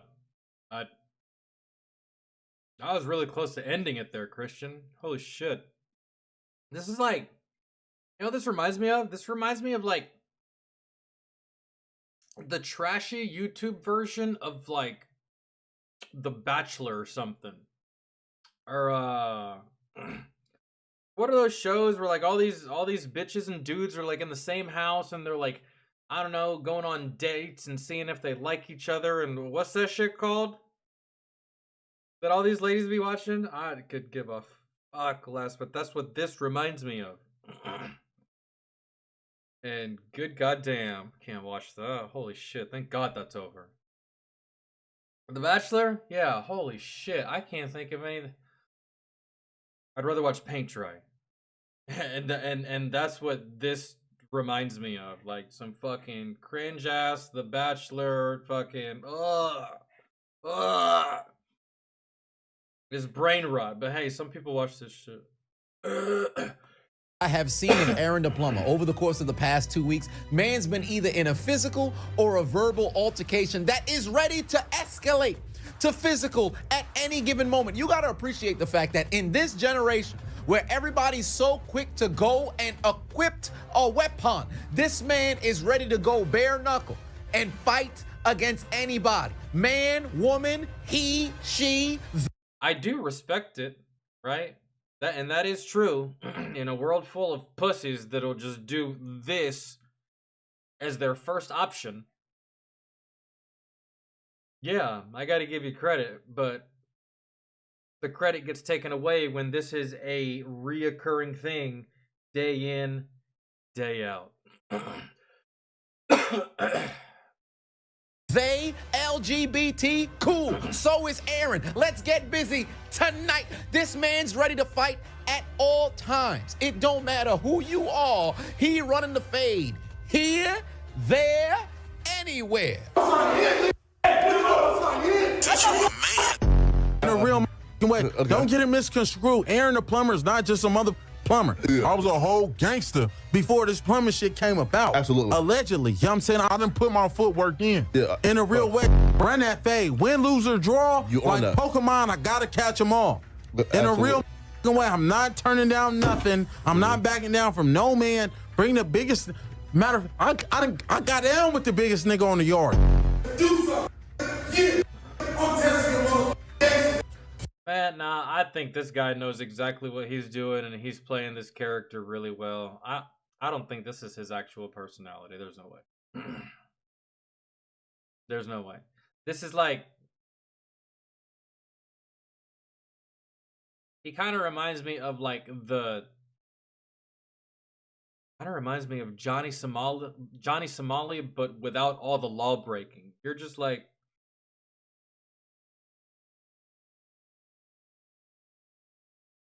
I don't know, man. Yeah, like I said, niggas ain't no shit. Get up on my face, nigga. You wanna talk squad? You wanna talk squad, nigga? You wanna talk squad? Niggas just yapping. Get right. Oh, shit. All that fake, y'all know that fake gangster shit. Nigga, what you mean? Fake gangster what? Listen, you don't want to do that. You gonna have to grab a two. You gonna have to get a two. You gonna have to get a two. You gonna have to. Nigga, we could go. Bro, you know who I would love to see him fight actually? Soulja Boy. That shit would be so hilarious to me. Cause Soulja Boy talks shit just like this. I'm saying I ain't like that shit earlier, bro. That shirt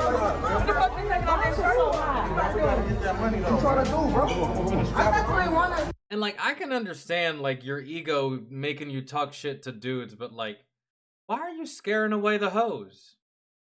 Why are you talking shit to the ladies? What did like so this guy, bro? Like, what do you do? Like, are you being a dick to these ladies just so like you I don't even think he wants to give these ladies a chance to reject him. He's just like a dick to all of them. That way, if they don't want to fuck with him, he's just like, ah, whatever, you hoe anyway. Hmm. And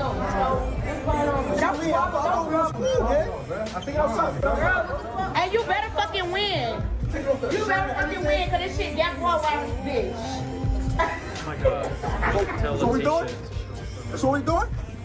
I don't watch the Zeus Network, but evidently this was day 2 of whatever show this just so happened to be. Do you know how quick into taping it's got to be to where you already engaged in a squabble on the second day of taping? What's up, buddy? Hey, Queen. What's up? How'd you What's sleep? up, sir? Who you talking to? Hey, Queen. Talking about some Queen. You gonna be yourself today? You know what I'm saying? What You you gonna mean, be be yourself? myself? Like, Hey, man, be you yourself. better watch how you talking to me, man, for real. What's the What you mean, the hostility? hostility? You a man, right? A trans. Aaron, you keep calling me a man. You gotta bring the man out. Now the man's here. Did you care about that You when a you were man, trying right? to kiss me? Damn. Exposed. Trying to kiss you? Yeah. Yo, hold on.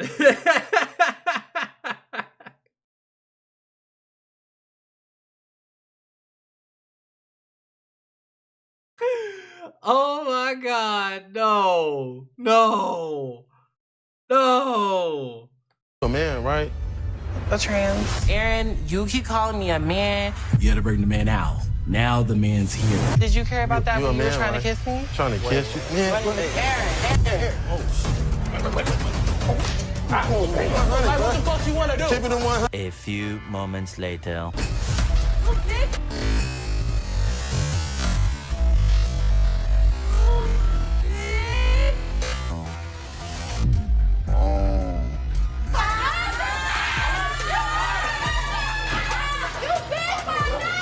Look at this man's face, smiling, despite the fact that he just got laced across the top of his eye. It's not. I didn't see anything. It was all I'm just like still in shock about the like he straight up squared up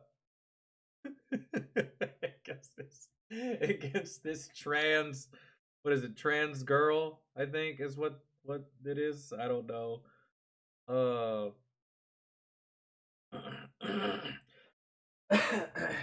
And then she exposed him. Maybe had you not been such a fucking dick, she wouldn't have exposed you like that, and then you don't have to fight about it.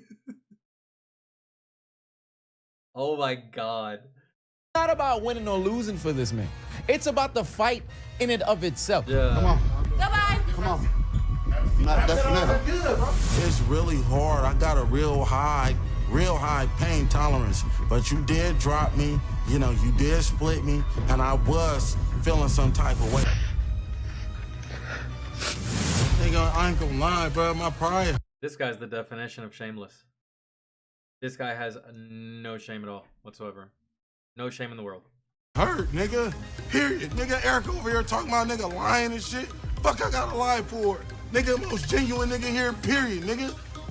Nigga over here getting his ass whooped. You know what they say, it's not about getting knocked down, it's about what you do after you get knocked down, right? And I don't know, man. Behaving like this after an L, like, but dude, I'm telling you, he just seems like a character. Maybe he's genuinely like this. You're genuine. I don't know, bro. Bitch ass niggas out here fucking these hoes outside the fucking hotel, bro. Erica, why would you entertain that? Why would you not get rid of these niggas? Oh, God. Bro, come on, bro. I got my ass whooped. You know what I'm saying, bro? Drop me. Y'all not letting me get my paper, bro. I'm a motherfucking gangster, bro. I can't sleep at night like this, period. Period. I can't sleep like this at night with a loss on my mind. Let me get my motherfucking paper. You niggas didn't come here looking for love, nigga. I'm fighting for it, nigga. On God, come on. Get this nigga, bro. And if I take another L, fuck it. It is what it is. But bring this nigga, man. I can't sleep like this, bro. For real, this shit got a nigga. Are you about to take another L from the same guy? No way, right? No way you take another L from the same dude. And like, dude, it's okay to feel this way, but to put it on full display for people and a camera, you're fucking crazy. There's no way. You just like, there's certain behaviors you do as a man, and this isn't one of them. Like, you do this in your own head. You don't say this stuff. You don't display it. You don't verbalize it to any fucking person. You internalize this shit and you keep it in your head and maybe use it as motivation. But this just like, even if you get in a fight right now and you win, it doesn't matter, bro, because like you just like, it's not a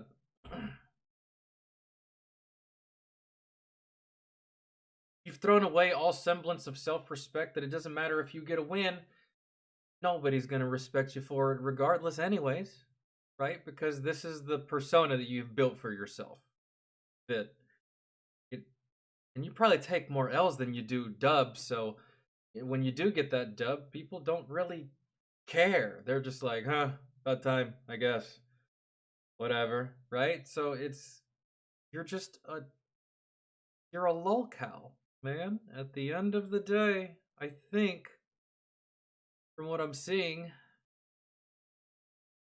Dropping tears, nigga. That shit hurt a nigga pride, bruh. Let me get my motherfucking paper. Period. Fuck that shit. Homie dropping tears behind this. Not because he lost, but because he couldn't fight some more. If there was no security and he was just able to fight for the entire duration of the taping, I think he probably would have left satisfied. This dude need to be boxing somewhere. Matter of fact, I might have to contact Fire Chicken and get this man over on Street Beefs so he could go fight somewhere in Seattle. Mans need to be in a ring, a pit, or an octagon somewhere. He don't need to be doing no videos on social media. Albeit, I don't know if he lost his job. Some people done said he lost his job as a plumber because of everything that done transpired over on socials. Granted, I believe he's probably in a union or something of that nature, so he'll be able to go and get his job back one way or another. But he's making waves on social media over the course of the past. Hey, and don't get it twisted. Do not get it twisted. Plumbers make pretty good money. You shouldn't look down on a plumber, bro. They make pretty decent money. Last I checked. But because I guess, you know, you're not in a fucking Scorsese movie. Job is whatever the fuck. Thank God for fucking plumbers, because I don't know how to do any shit. Right? So, got a good job, really. Without social media, without all this extra bullshit, this is just adding to. But Adonis is right. This dude probably does need to be in a ring, man. Go find yourself a coach, find yourself a trainer, or a punching bag, or a sparring partner, and just get out all that unnecessary, unneeded, built-up energy and aggression and anger that you have for some crazy. I've been at these points in my life before. I can't fully judge this man because there's been times in my life where I woke up mad. I was mad all day. I was mad when I went to bed. I was mad when I woke up the next day. I was mad all week. I was mad all month. Right? Been there. Right? Eventually got over it. These phases happen, but I don't know. Find an outlet, dog. Fucking something. Last few weeks, dare I say, the entirety of 2025, one way or another, this brother need to be fighting people. I think he went on somebody's stream and knocked them out.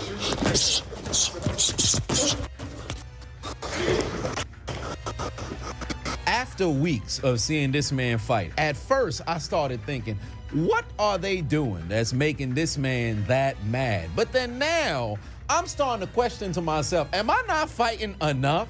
Several different people are starting to question if they're letting too much things slide. Because one thing we can take from Aaron the Plumber is it's on site with anybody at any point. It don't matter who is his opposition. Mans is ready to throw hands. Mike Tyson in his prime, will he get washed? Absolutely. Absolutely. He'll get slept within 15 seconds. Vicious win. Vicious win. Thank you, Doug. Love you. Love you too.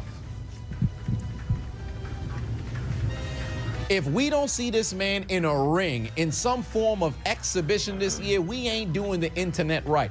The man's literally turned a joke of being called a Ninja Turtle into an entirety of a persona, bro. He may not be in the sewers, but he knows how to connect the plumbing to it. Mans needs to be fighting at one point this year. In fact, because like, dude, look at everything he did throughout the video, and like his persona and his attitude, his bravado, all that shit. What does that remind you of? Doesn't he remind you of every single UFC fighter ever? Don't give a fuck who it is. I'll beat you. I'll beat your family. I'll beat your kids. I'll beat every fucking body and then drown you in your own blood.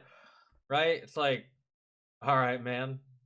Or like, I'll drag you out into deep waters, and you'll discover yourself as a man. All right, dude, whatever you say, that's crazy, because, like, just asking you where the bathroom is. if he Jake Paul's next opponent in the ring, I don't think people gonna complain. I would like to see it. Roses are red, violets are blue. Some crash outs are dead, but Aaron the Plumber's coming for you.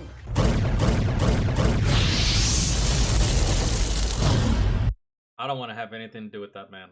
He's too volatile of a human being. I don't know who has the time to be that man's friend.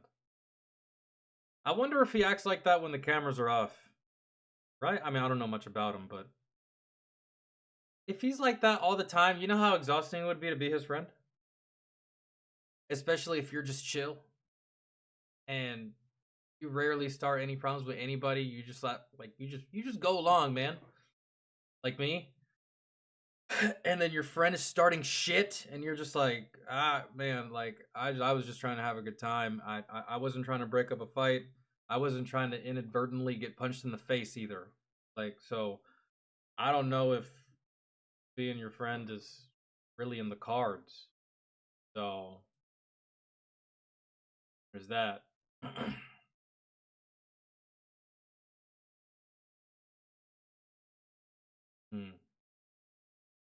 There's still that new Angry Cops video if y'all want to check it out. I mean, good God. It.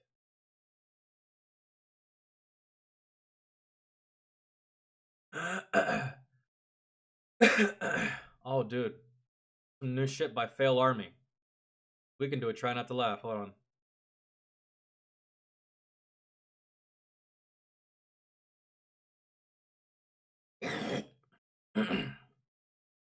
Let me say something. Hold on.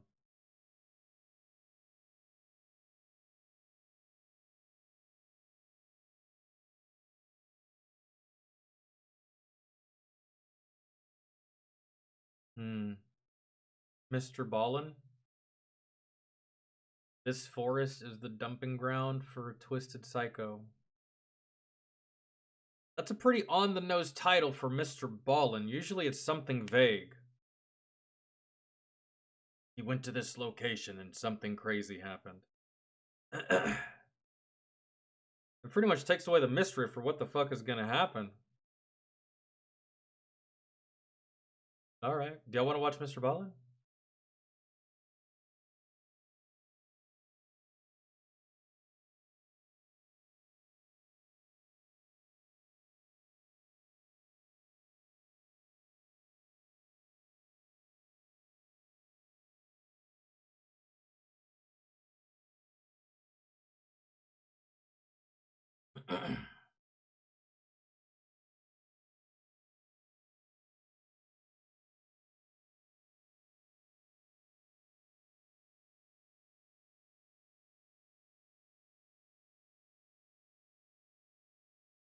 Oh, this is like new.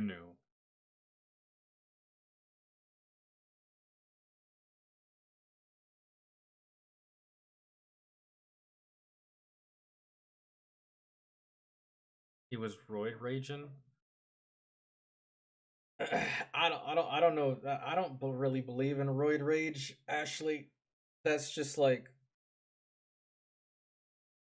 you're just a dickhead who's on steroids. Lots of people try to make that like a roid rage. You take steroids, you fucking lose your mind. You're just mad all the time and fucking like that. I mean,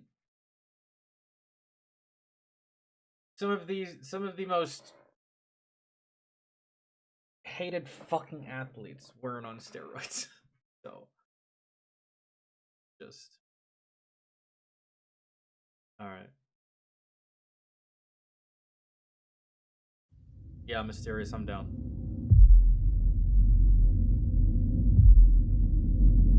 I'm down to do a try not to laugh. We'll do one after this. The fuck is this?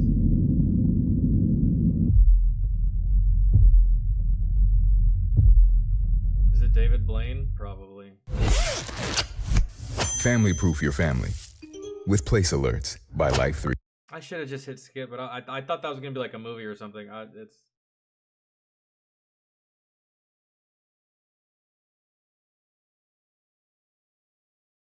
To go get me a fucking Pop-Tart.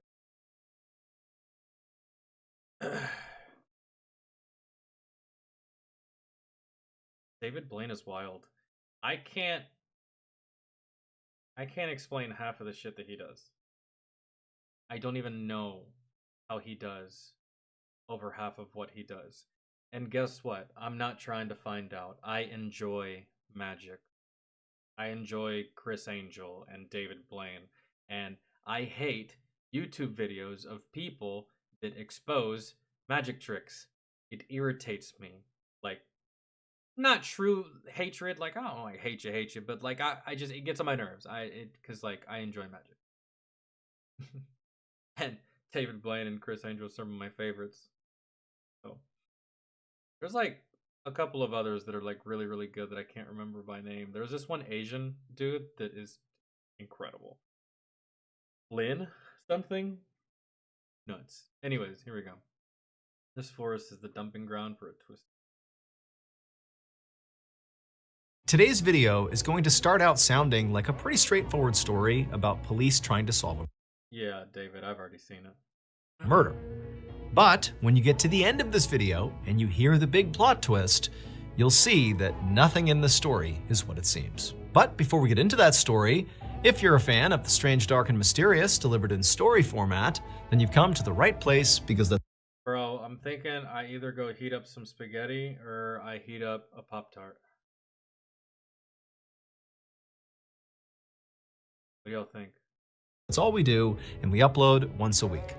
So if that's of interest to you, please sneak into the like button's house and replace all their family photos with pictures of the dislike button.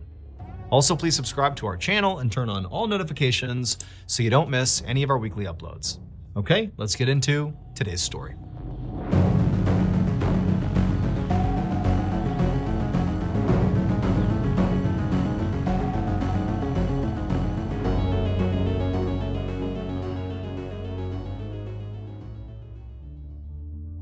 On the morning of August 30th, 2001, a middle-aged police sergeant named Alan McGregor drove with his partner, Officer Mark David, towards the Huron National Forest, which is a massive nature preserve in northern Michigan. The two of them were on the way to this forest to meet with a very unlikely detective, who McGregor believed might actually be the key to solving a case that had haunted him for the last 21 years. And that case was the disappearance of Cherita Thomas. Back in 1980, Cherita Thomas had been walking down the road, located about 1 mile away from the police station where Sergeant McGregor worked, when she had gotten into the car with this older man who had come by to pick her up. And after getting in this car, she was never seen again. Based on various tips and clues, police were nearly certain that that older man who had picked Cherita up was a guy named Jimmy Nelson. And their theory was he had murdered Cherita shortly after picking her up, and then afterwards disposed of her body in a particular section of the Huron National Forest. But the problem was, the police did not have any actual evidence that supported this theory. Their case against Jimmy was entirely circumstantial. And it's the 80s, so forensics and all that shit? Bruh, trash. In fact, they didn't even know if Cherita had really been murdered. because or for in the this case, non-existent. last 20 plus years, they had searched that particular section of the Huron National Forest. They'd gotten the FBI involved. They had chased down every lead, yet still they had not found Sharita's body. So they really didn't know what happened. But as Sergeant McGregor neared the forest, he hoped that today would be the day that all changed. He pulled up by the entrance of the Huron National Forest, and he and his partner got their first look at their unlikely detective they were here to meet. And this detective was a Doberman Pinscher mix with big floppy ears who was lying on the ground and panting and wagging his tail. His name was Eagle, and he didn't look like a stereotypical police dog because he wasn't a police dog. However, Eagle was the best crime scene sniffing dog in the entire world. His trainer, a 40-year-old woman named Sandra Anderson, was standing right beside him. Now, Sandra and Eagle were very famous in law enforcement circles, and so Sergeant McGregor and his partner were already well aware of their backstory. Sandra had actually adopted Eagle from a pound shortly before he likely would have been euthanized. And then after she adopted him, Sandra, who had made a career in teaching dogs how to sniff for cadavers, just sort of naturally on her off time, began training Eagle how to do it too.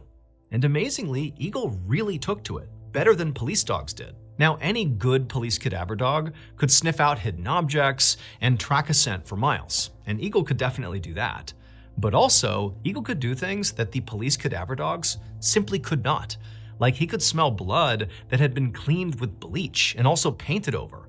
I mean, that's like a superpower. No dog could do that, but Eagle could. One forensic anthropologist who had come in contact with Eagle and seen what he could do firsthand said that, if a great cadaver dog was rated a 10 out of 10, This fucker's a well, 20. Eagle was like a 20 out of 10. Yeah. He was far and away the best of the best. And so Sergeant McGregor believed that if Sharita's body really was in that section of the Huron National This Forest, fucker's gonna find well, it. Eagle would be able to find it. Sergeant McGregor was excited to see Eagle in action. But after he and his partner parked, they walked over and spent a minute, petting Eagle because Sandra said it was fine, and they gave him some pets, and Eagle really liked it, and he sort of rubbed up against them. But then at some point, Eagle just kind of stopped and looked towards the entrance of the National Forest, like he was ready to go. At which point Sandra said, okay, he's ready to work. So Sergeant McGregor and his partner followed behind Sandra and Eagle as they led the way into the forest towards the section where they had been. Dude, that's such a beautiful dog. Like, this isn't a real photo, but the real dog and just this dog in general, just such a beautiful dog. Told to search. And then once they reached that section, McGregor and his partner kind of stayed back on the fringes and just watched Eagle work. And it was incredible. Now, McGregor and his partner had seen police dogs work before, so they were familiar with basically the pace at which these dogs would find something, which often, it would take some time. But basically, as soon as they got to this clearing, Dude, this dog was probably covering leaps and bounds more territory and a wider coverage in double the time of these other police dogs, probably. Dude, at this point, I don't even care about the psycho. I just want to know about this dog. Let's just continue on the dog. I'd rather fuck the killer. Whatever. they're watching Eagle and he's sort of walking around, sniffing, looking for something. But then suddenly he stopped, turned, and made a beeline towards this tree. And when he got there, he began pawing at the ground like he had found something. Sandra, his trainer, kneeled down next to him to see what Eagle had found. This dog could have been a menace in the drug underworld. Like, for real. Like, as good as he can sniff out cadavers, imagine him sniffing out drugs. He can probably smell the weed in your lungs. like, that's wild. And she saw, as he continued to dig, that there was something in the ground. And so she called out to McGregor and his partner, and they came rushing over. And sure enough, Eagle had found a human bone fragment. That's wild. To be clear, this dog only finds human bones. And so it's not like it would be able to find a chicken bone and think it was a human So there's no accident when this fucker finds something at all. bone. Basically, if it found a bone, it's a human bone. McGregor and his partner were totally shocked here. I mean, they had really high hopes for the search, but to already be finding human remains in this particular section of the forest was revelatory.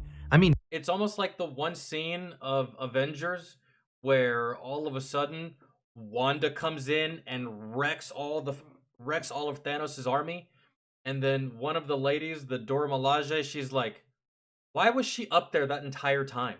when she could have been doing this. Like, where has this dog been the whole time? The fuck? Not only was it a big deal to find human remains here, but these could be Chiritas. This could be the key to unlocking this 2 decades old case. But Sandra, Eagle's trainer, did not seem shocked at all. This was pretty much par for the course. She smiled at the 2 investigators and kind of shrugged like, yep, this is what he does. She gave him a treat, and then Eagle got up and just continued searching the area. Such a pretty dog. Thank you to my sponsor, Happy Face, on Paramount. What kind of dog is that again? I missed it at the beginning if he said it.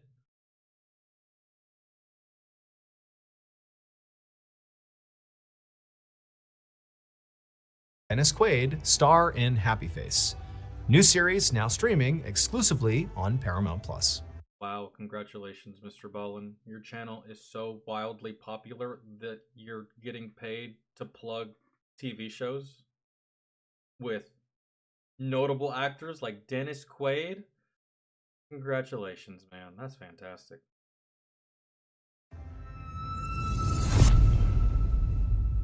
Doberman? Dude, one of these days, I'll get a dog. I can't do one right now. I have the Rottweiler and my niece. I can't add another animal.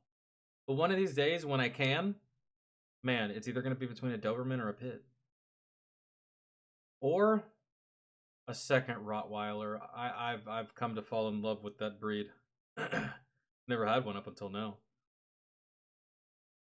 I usually always went with the breeds that I had most were Labs and Pits. And Labradors, man, well, they're beautiful and they're great and stuff like that. They are wildly energetic for their whole fucking life. From the time that they're a puppy to the time that they die, they are energetic and they have so much energy. And so like, I prefer lazy dogs. Dogs that will just like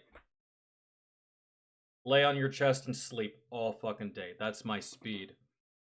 Those really, really high energy dogs and stuff like that. So maybe I probably shouldn't get a Doberman. I want something that's just like lazy, man. That may or may not follow me to the bathroom, but it's always gonna be like, you know, just either trying to sleep or chill. I like German Shepherds, but it's just a lot of them always end up going through that hip dysplasia shit that always ends up costing the owner a good chunk of money. My mom's German Shepherd went through that. And then eventually got cancer.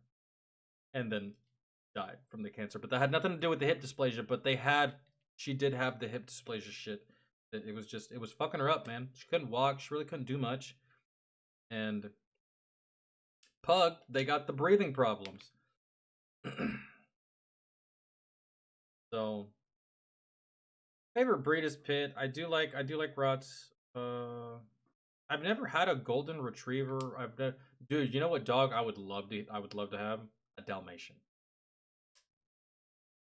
Love to have a Dalmatian. Dude, I saw a video. I don't know if y'all seen it. I saw it was a YouTube short, and it was this guy. He had a lot of dogs. He had 7 Dalmatians who were all sitting in a corner, and they were all grouped up, and they were all separated 5 feet away from an all-white lab. And the white lab was sitting by himself. Meanwhile, all the Dalmatians were huddled together. The one that didn't have spots was isolated from the Dalmatians because the Dalmatians said, "You can't sit with us," or in this case, "We're not sitting with you." And the guy with the camera was like, "Oh man, I'm so sorry I brought you into this racist ass house, dude. They don't want to let you sit with them. I'm sorry, buddy." It was the funniest fucking thing. I'll see if I can find it, and if I find it again, I'll put it on. I'll put it on Discord. After Sandra and Eagle had taken off, McGregor and his partner bagged the bone fragment and then just kind of continued to let Eagle do his work. And over the course of that day, Eagle just... And the best thing about dogs, dude, that I love is that you can give them jobs like this that to a human being, they'd be like, "Oh man, I gotta work, and I'm tired, and like, oh, my back, and I just want to go home and lay down. For a dog, bro, they love shit like this. They absolutely love having a purpose. So Eagle here is having the time of his life. Kept on finding more human bones. It was to him, this isn't work. This is playtime. I mean, it is work, but like, it's work with a purpose. So like, he loves it. Truly incredible. And then the next day, they all love it. I watched an interview one time from a retired FBI agent that took a retired canine with him to civilian life. He retired, the canine retired, and what he noticed is that his canine, his German Shepherd, once he left the force, the German Shepherd went into like a bout of depression. Didn't want to do much, was bored, didn't eat a lot. So what the agent started doing, the retired FBI agent, is he started hiding bomb equipment around his house just to give his dog something to do. And as soon as he started doing that, bro, his German Shepherd all of a sudden was happy, was up early, was eating, was in a good mood, was just in a happy state, all because he had something to do. So from there on out, he just kept hiding random bomb equipment in the backyard, in the van, in the car, in the kitchen, and the dog was having a blast. A human can retire. Some of these dogs, they can't. They're stuck in their ways, man. They're bomb dogs. They're drug dogs. You gotta give them something. Came back for a second search, Eagle found even more. It was like there were human bones all over the place. However, this was actually kind of typical for human remains that have been left out in the wild for a long time, like they believed Chiritas had been. The idea is, after the body is left there and decomposes, animals come along and break apart the bones and kind of carry them in different directions. There's weather, there's a bunch of things that affect the body. Is it illegal to bury a loved one out in the forest? As long as you did it the right way, 6 feet, because it's got to be 6 feet for sanitary purposes.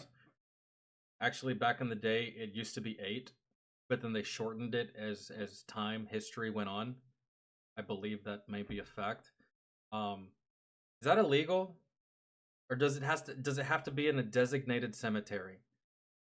Maybe this forest has sentimental value. I want to be buried in the forest that I grew up in or something like that. Is that illegal?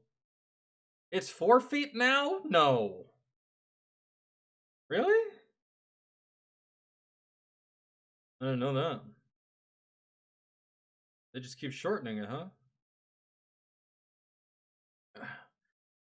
I wonder if we've ever entertained the possibility of running out of places to bury people. You think that'll ever happen? No, right? Don't think so. And if that ever became a case, then I guess cremation would be mandatory. I would assume. So. That sort of gradually takes it and spreads it all over the place. But as alarming as it was to find this many human bone fragments in such a small area in this forest, at the end of that second search on the second day, McGregor, all he could feel was elation. He felt like Eagle had done the exact thing he was hoping he would do. He had found the remains that very likely were Chirita Thomas's. McGregor thanked Sandra and Eagle profusely for their help, and then after saying bye to them, he and his partner went back to the station and they sent off the bone fragments to the FBI to be analyzed.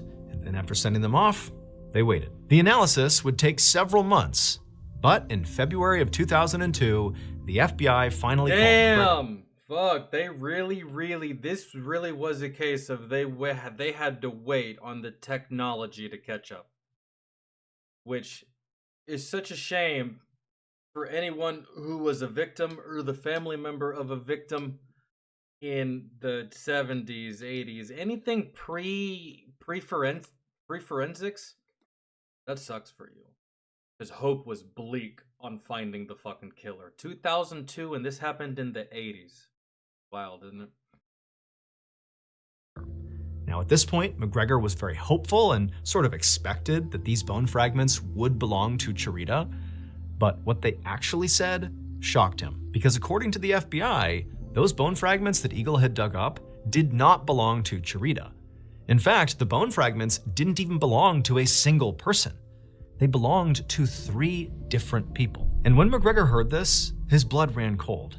Because he wasn't thinking, oh boy, this totally blows up the case. This expands the case because now you're not dealing with a singular murder, you're dealing with a serial killer. For real. Hold on. I'll be right back. This man waited 20 plus years for a wild ass answer like that. That's crazy.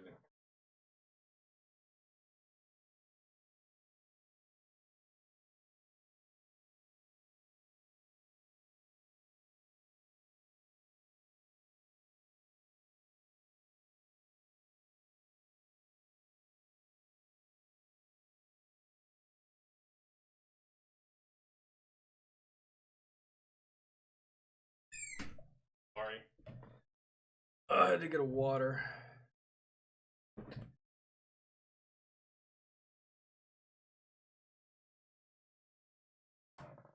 Instead, he's thinking, I bet Cherita is out in that forest. We just haven't found her yet, and if we keep using Eagle, we will find her.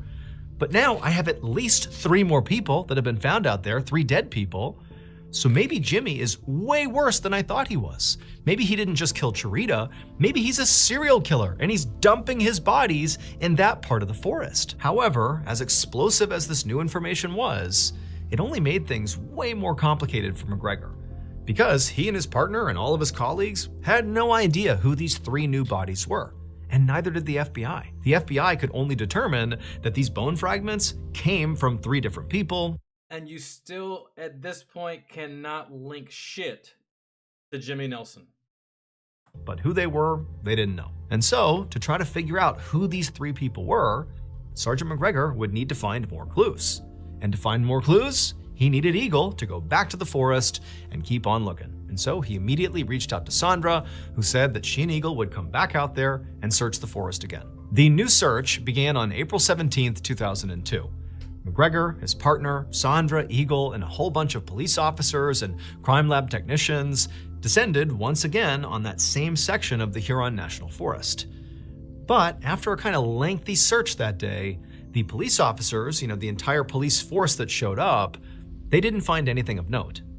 But Eagle, he did. At some point, Eagle had sniffed out a human knuckle bone in a dried out stream bed. When this discovery was made, Officer McGregor was elated because it was like, once again, we are finding evidence that's going to help him break this case he has been trying to crack for 20 years, which now might actually be way bigger than he thought it was. Which is crazy that, goddamn, Eagle's still alive?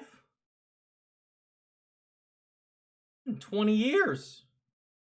A long life for a dog. This is a special fucking dog.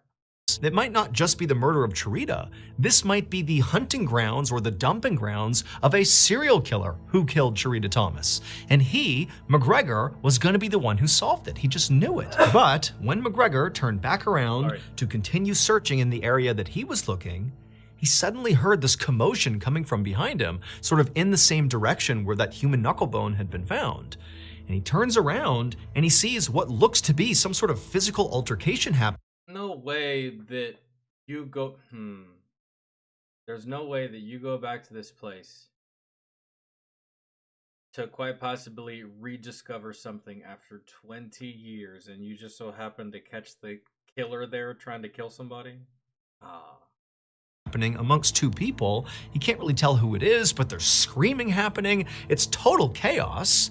And so, having no idea what was going on, McGregor abandoned his search, turned, and ran to go break it up. And after this fight was broken up, another major discovery was made. But it was not another bone. It would turn out the person who was dumping bodies in this section of the Huron National Forest was not a serial killer, nor was it Jimmy Nelson. Instead, the real culprit was actually one of the investigators who was out here doing this search right now. Eagle was not the world's greatest cadaver-sniffing dog. In fact, Eagle was not even a cadaver-sniffing dog at all. And his trainer, Sandra, was well aware of that, because this was all a big act. It would turn out, when Sandra and her dog were called out to a site to perform a search, Sandra would show up with a stash of human bones tucked into her clothing, right up against her skin. And then once the search began, she would discreetly pull little bone fragments out and drop them on the ground in front of Eagle, who would immediately... Somewhere, someplace, Jimmy Nelson right now is going, I fucking told you! Oh my God, bro. Notice them and alert people to them, making it seem like Sandra and her dog had once again saved the day. Sandra did this dozens of times across dozens of searches all over the country, all because she loved the thrill of watching the police discover her crimes in real time. Sandra had been successfully searching for body parts that she herself had planted for years without anybody being remotely suspicious of her. However, during the search for Cherita Thomas, Sandra got caught. Right before that fight broke out on that last search. Who was the fight between? Who? I gotta know. Sandra and her dog had stepped off to the side and believed nobody was watching them, and Sandra bent down and pulled a bone fragment out of her sock and was about to place it, but then realized a crime lab technician was clearly watching her. She had been caught. And so the crime lab technician went up to Sandra to call her out on it, and Sandra, who knew she was caught, began to panic and pretended that she was being attacked by the crime lab technician and made a whole scene about it. That's what McGregor heard when he turned around and wondered if there was a fight going on. There was no fight. It was just Sandra, again, being caught red. Here I was thinking that Mr. Ballin kind of just gave it all away in the title, but because he's such a good storyteller. Golly, dude. Red-handed. But as awful as Sandra's actions sound, she didn't actually kill anyone. Instead, during her... No, you're only... What you're doing is... It's not... I don't want to say it's worse, but...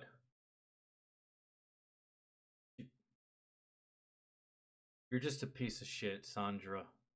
Really. At the end of the day. I feel like you're breaking some kind of law here, though, right? Obstruction of justice? There's actually dead bodies to be found.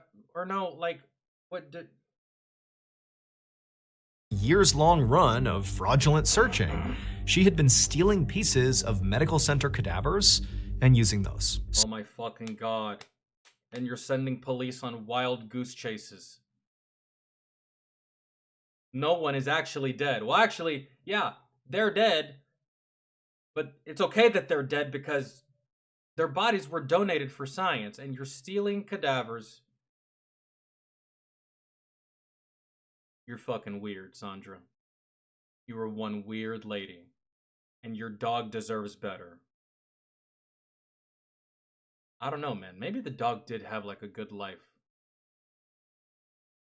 I don't know, man. I've had crazy exes with, like, cool dogs and stuff like that. I'm sure they were nice to the dog, even though they were, like, awful to me. But... fucking weird, Sandra. Sandra ultimately pleaded guilty to multiple felonies, including falsifying evidence and obstruction of justice. Yeah, so she was sentenced to 21 months in prison. After she was caught... You're taking up police resources. FBI. At the state level, at the county level. Massive searching. 20 years. If I was the government, I'd be fucking furious with you too. Like... The FBI had to go back and reevaluate 50 murder cases that Sandra and Eagle had been involved in. Luckily, though, during this examination, they discovered that in all of these cases, they did not hinge on evidence that Sandra had found. And so there were no convictions that were... So, okay, that's cool and everything, but what about Cherita? She's still actually missing. Did we forget that? I didn't forget about Cherita. So, like... overturned. As for Jimmy Nelson, he was eventually convicted of Cherita's murder. Oh, okay. Damn. Oh, I was worried about your girl, but it didn't matter. However, his conviction was overturned. But it had nothing to do with Sandra and Eagle, the evidence used to overturn it's just the justice system being a piece of shit. Got it. Thanks for that confirmation. It was completely separate. And so to this day, we still don't know what happened to Cherita, and her body has still not been found. As for Eagle, nobody was mad at him. No. And he retired from working crime scenes and got as many treats as he wanted until he passed away peacefully in 2003. Fantastic dog. No one's mad at the dog.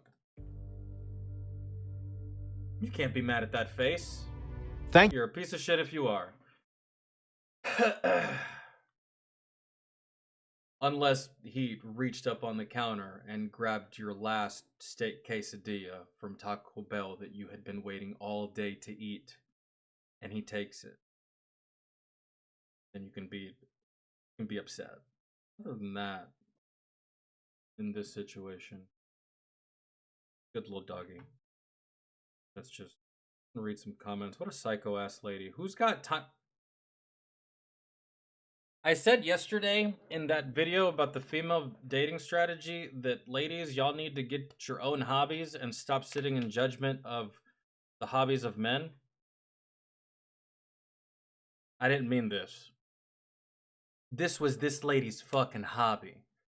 She wasn't getting paid. This wasn't a nonprofit. This wasn't like nothing. She did this for the thrill. Fucking weird ass lady.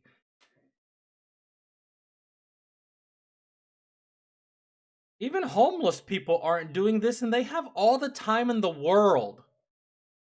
And you're just... Man.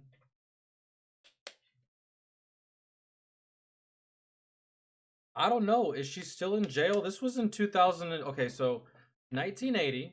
And then fast forward to 2002. She gets caught around 2002, 2003, maybe gets sentenced in 2004. It's now 2025. What was her name? Full name? Sandra what? Let's look her up. What the fuck is her name? What's her last name? His description is like overwhelming a little bit.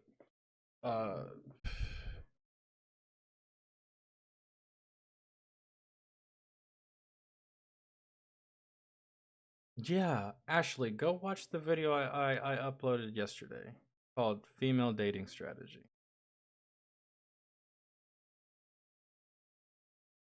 Let me go back to the... Hold on. Let me see if he says...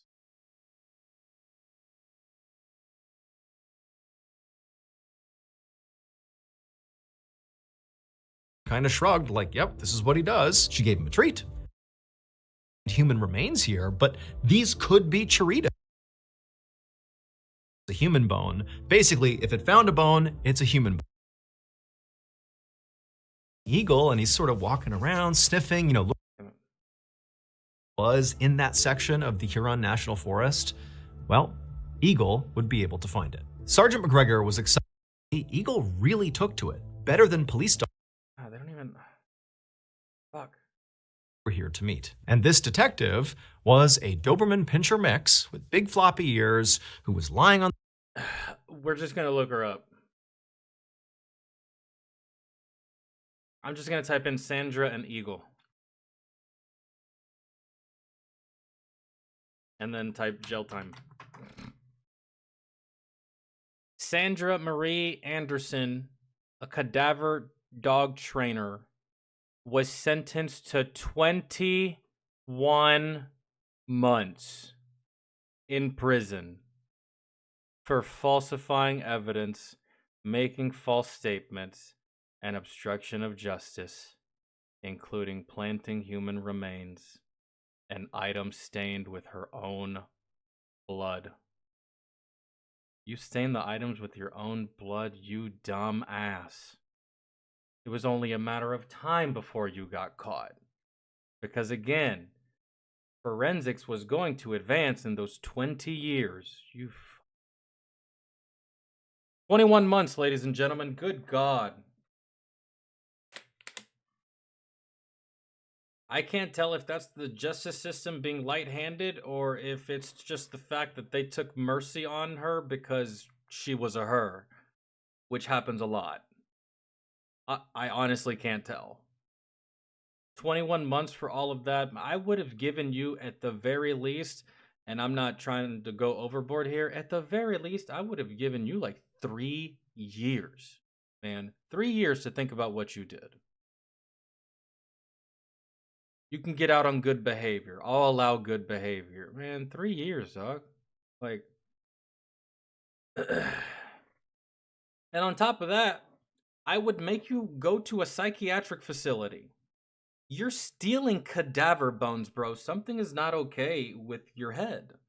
You're stealing cadaver bones from human beings. I would send you to a psychiatric facility and make you do a stint in a psychiatric facility for a certain amount of time, pending your release. Ain't no way, dog. That's wild. I shouldn't even have looked that up. That's annoying. Can't imagine my jail time if I did the same shit. All right.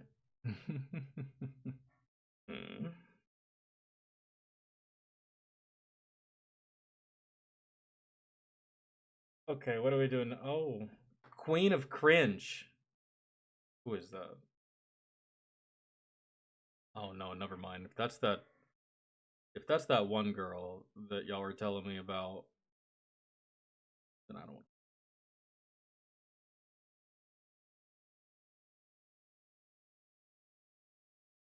What was the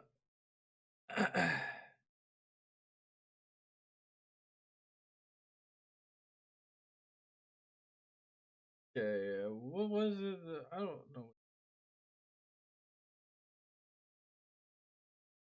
All right, let me check my watch list. Please. Oh yeah.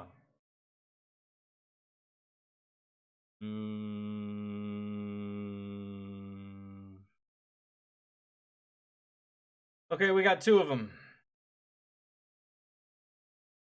One is from 3 weeks ago. The other is from 2 weeks ago. One is Year of the Fails, how 2025 is going so far. And the other one is called Fails of the Week. Absolute failure.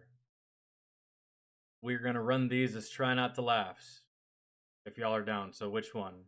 First one, how 2025 is going so far, or the second one, Absolute Failure, both by Fail Army. Pick one. Oh.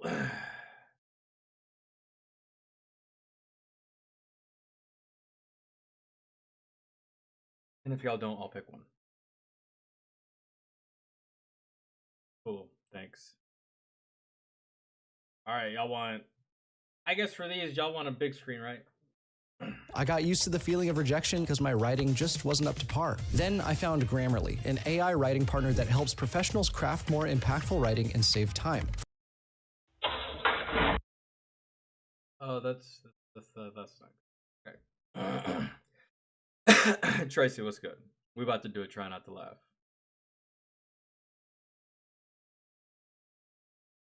All right. The age-old 2 dudes working on a truck. Let's see what could go wrong. Oh, by the way, yeah, let me go ahead and change it for your viewing pleasure. There we go.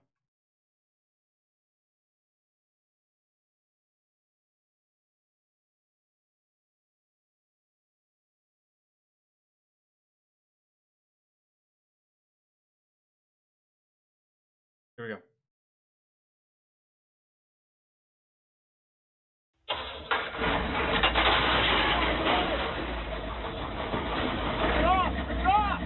Oh, that's his wife. Oh, you know he's mad. He's mad, but he can't show it. Damn.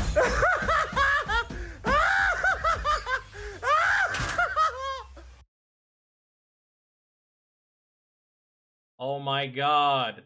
That's where Fast and the Furious got the idea for that abomination of a fucking car scene. Oh my god.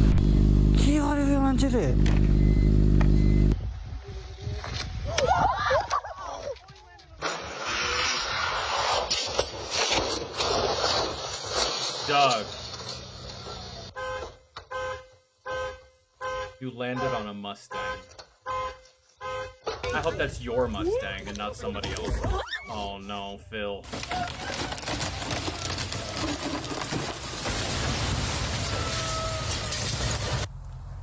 At least now, Brightside, you have the wood needed to rebuild. Yeah. You good? This is not gonna go well. Jesus. You good? This offends me, TV, riding a horse. Oh, girl. Girl, get back to the goal. Oh, shoot.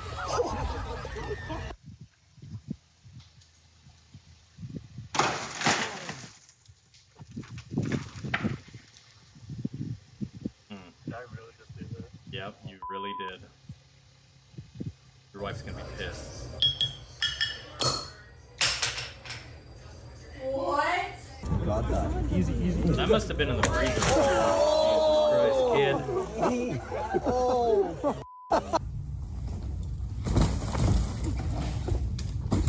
Both of you.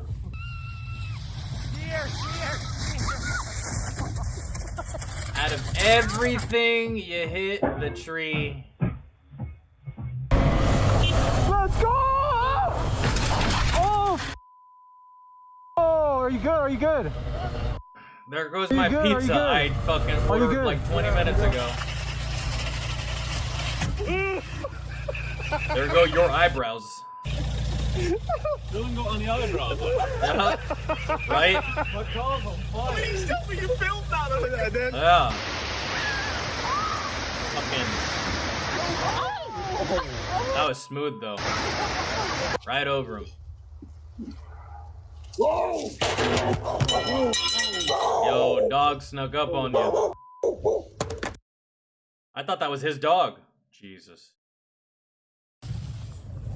Whoa! Oh, was right. Didn't make it. Tumbled like a Beyblade. Oh! He can't breathe. He can't breathe. Neither can he. Jesus Christ, how do you fuck up a dive like that? So easy. Let's just to see if it's ready. Nana! Good for playing. My niece would do some shit like that. Damn, bro. That's a small ass treadmill. I will say that. What are you hoping to accomplish there? There goes your hot chocolate. Come on, bro.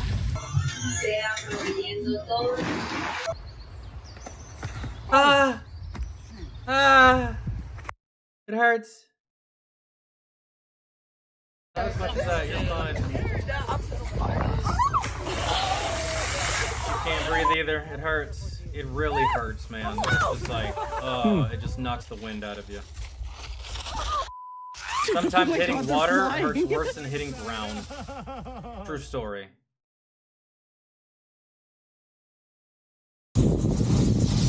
Whoa! Oh! It's okay. I've played this game before and it hurts. This game hurts, man.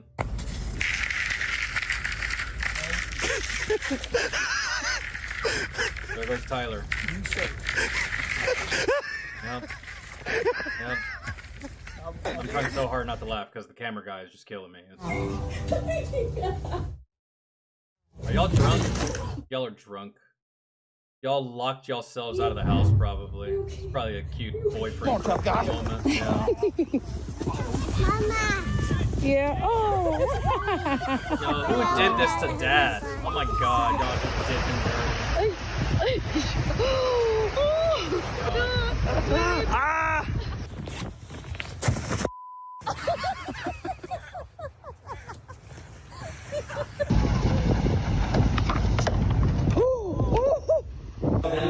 You did it though. It didn't look good. Oh my God. Holy. A falling Jenny. That was abrupt. You lost the sandals. Oh my god. 6, 7.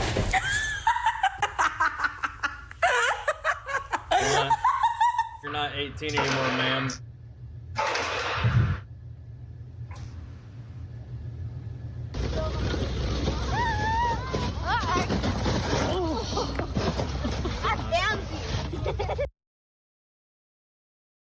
That table's gonna go. Nope, he is. Bingo. Bingo.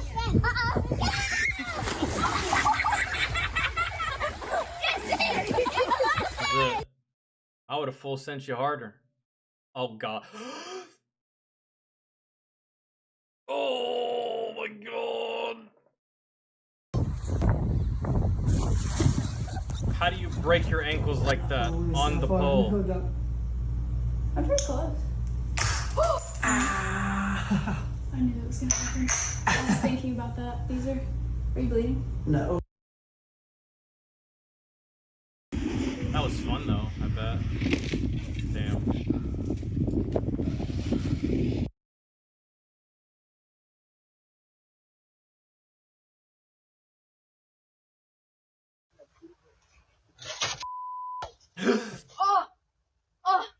There goes the L5. Oh god, that was so hard not to laugh at. Jesus Christ, she is so hard.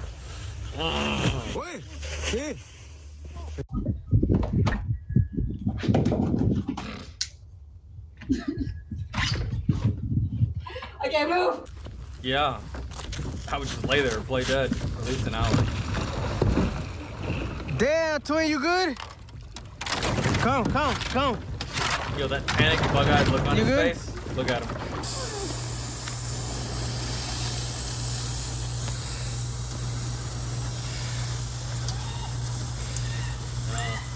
I'm taking off course.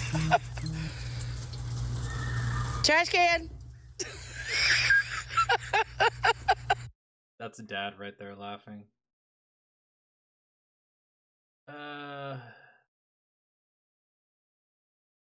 You're gonna double down on it, huh? Yeah. Fucked your shit up. I don't think there's any more snow left for this, but... Man down. Who said that? Who said... Oh... Who said... My god, that's Spider-Man taking out the trash right there. Jesus Christ. George is calling me. George is calling me. George who? I don't know, George Bush.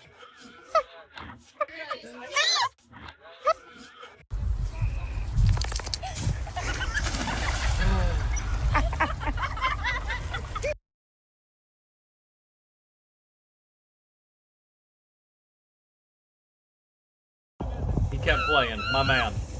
My type of musician. Fuck it. I have to look pretty, just gotta sound good. Oh my god, what are you... Why are you putting your wife at the bottom? And you're on top of the truck. You jackass dog. You put her at the top. You at the bottom. You did that shit on purpose. You don't like your wife. That was diabolical. Either you didn't think it through or you don't like your wife. She canceled the ESPN package. And you were like, that's it. You're at the bottom. This shit's about to fall on you. At first I thought that was like a coffin. Her coffin, probably. Oh my god. Fucking Branch. The shit. Oh my god. Oh. Oh, you're good.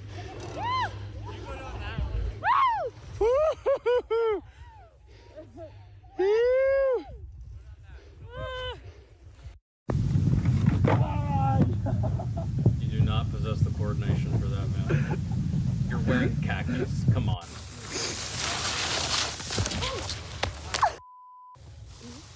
Right into the tree. All that snow. What? The fuck was that? My glass just shattered. Why? You probably had too much shit on it. There goes the coffee. Oh, no. Oh, let it go. Let it go. Just let it happen. Ain't no. Let it happen. Hands and knees the whole time. Fuck it. Oh my god. There you go. Bye. Yep, there it is. I'm going back inside. I'm not That there, going ladies anywhere. and gentlemen, is the face of the enemy. My words alone made it shudder in fear. His dog's driving him crazy. He's mad.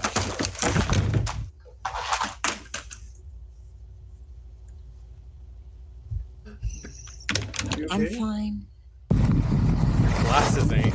Oh no. Oh no. The camera guy always lives, bro. Meet Asana, every time. a work management no matter platform the that helps situation. companies get more done and save more time. You want to survive the apocalypse? Pull out your fucking phone, start recording. Nothing ever happens to the camera guy. Swear it. Oh my god! Yep, Jesus. There goes the blueberry pie. No.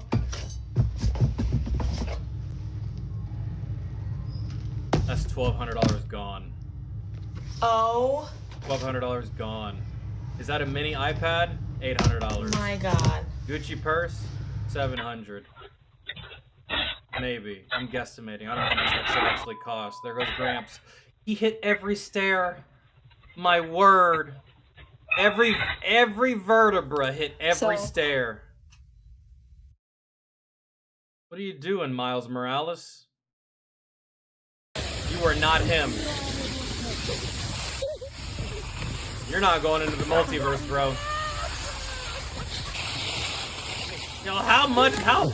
You're just gonna roll. That's like me when I went snowboarding. Just rolled all the way down the mountain. Yup. I looked good, though, when I was doing it. That what you talking about? God. It's in my ear. Yup. And your phone. You left your phone. I don't think I can do that. Just Oh my god. You'd trip over a ladybug, wouldn't you?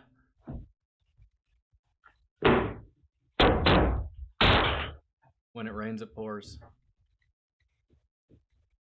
Everything goes downhill at the same time. I know how it feels. Because fuck you, that's why. Oh, Lord. Oh no. Are you okay? And if you can't navigate that, you're not gonna... There's no hope for you getting down that mountain. Oh my god, what happened? Are you okay? Are you so good?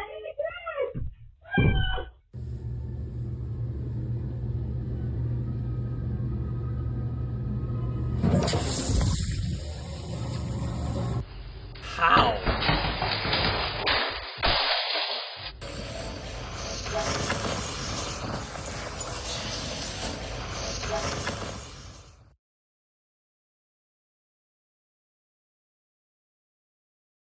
Jesus Christ.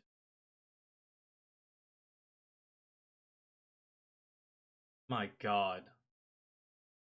So, some people, I don't even know how they put their shoes on in the morning. I can't tell if it's late at night or in the morning.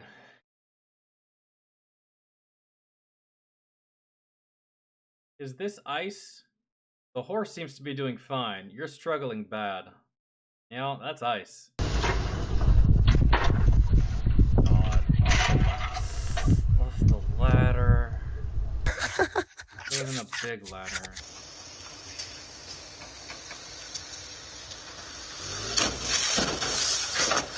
Hey, you know you can't park there?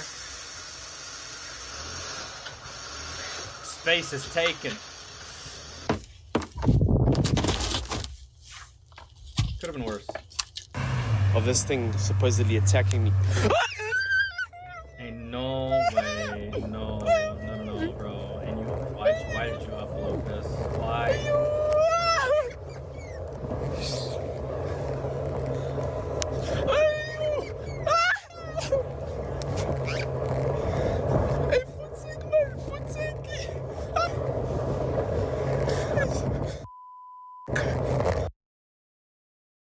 Ain't no way you uploaded that. You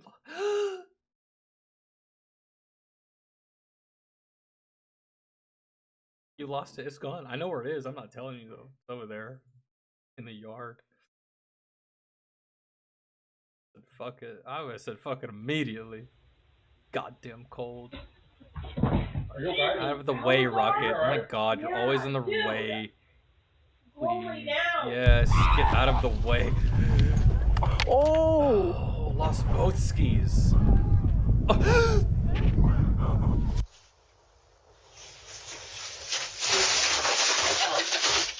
There goes the KFC. Not racist. That was actually KFC.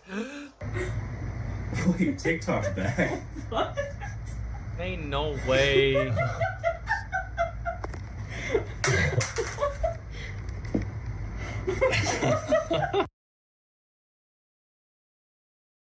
It's still funny. Jesus. This would have never happened to me if it was grass. Fuck Michigan. What are you guys doing? Juliana! We're cooking breakfast, Daddy. What in the world? We're making omelets. What are you doing? Oh my goodness. James, why did you let her do this? I don't know. You don't know? So why are you still playing in it? I just love it. Oh my goodness. Bro, do you not know how to drive a big truck? Why'd you buy it if you can't drive it? Why isn't that ladder closer? The rain spout is there, honey. I did this yesterday. And from that height, you won't die. I don't know why people are afraid to be on the roof, but I get it if you're afraid of heights. Jesus. Why did you wear white pants to this outing?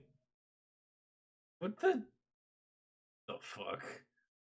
Jesus. How many chicks does it take to unstick a dirt bike? Oh my...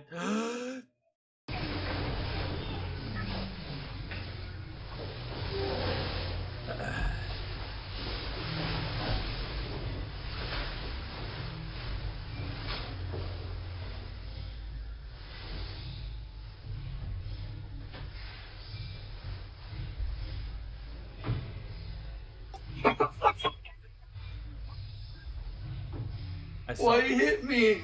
Because you're not letting me go the bridge.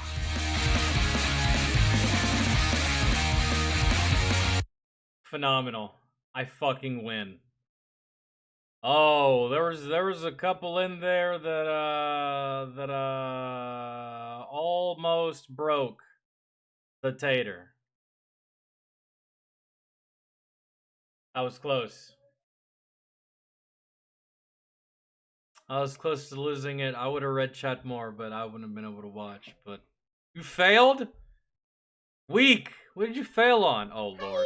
Hi. I like your headphones. Thank you. They're so pretty. Let me see. Put them on. You look so beautiful. You look so beautiful.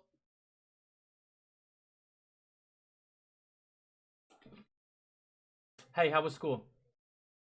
Did you have a good day? Yeah. Did you listen to your teacher? Huh?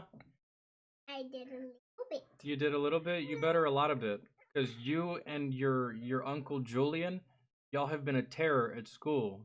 You know your uncle got in trouble at school too? I like when you tickle me. You know your Theo Julian got in trouble at school for disrespecting his teachers? I didn't. Yeah. And he got in trouble. And you have strings. We do. We both have the headphones. You want to watch some videos with me? No. Sorry. I got your hopes up for nothing, but I got this one. All day, all the time. You gonna go watch cartoons? Have you eaten? Have you eaten? Are you hungry? Yes. Okay. I like when you poke me. Okay. Well, we're gonna go get you something to eat.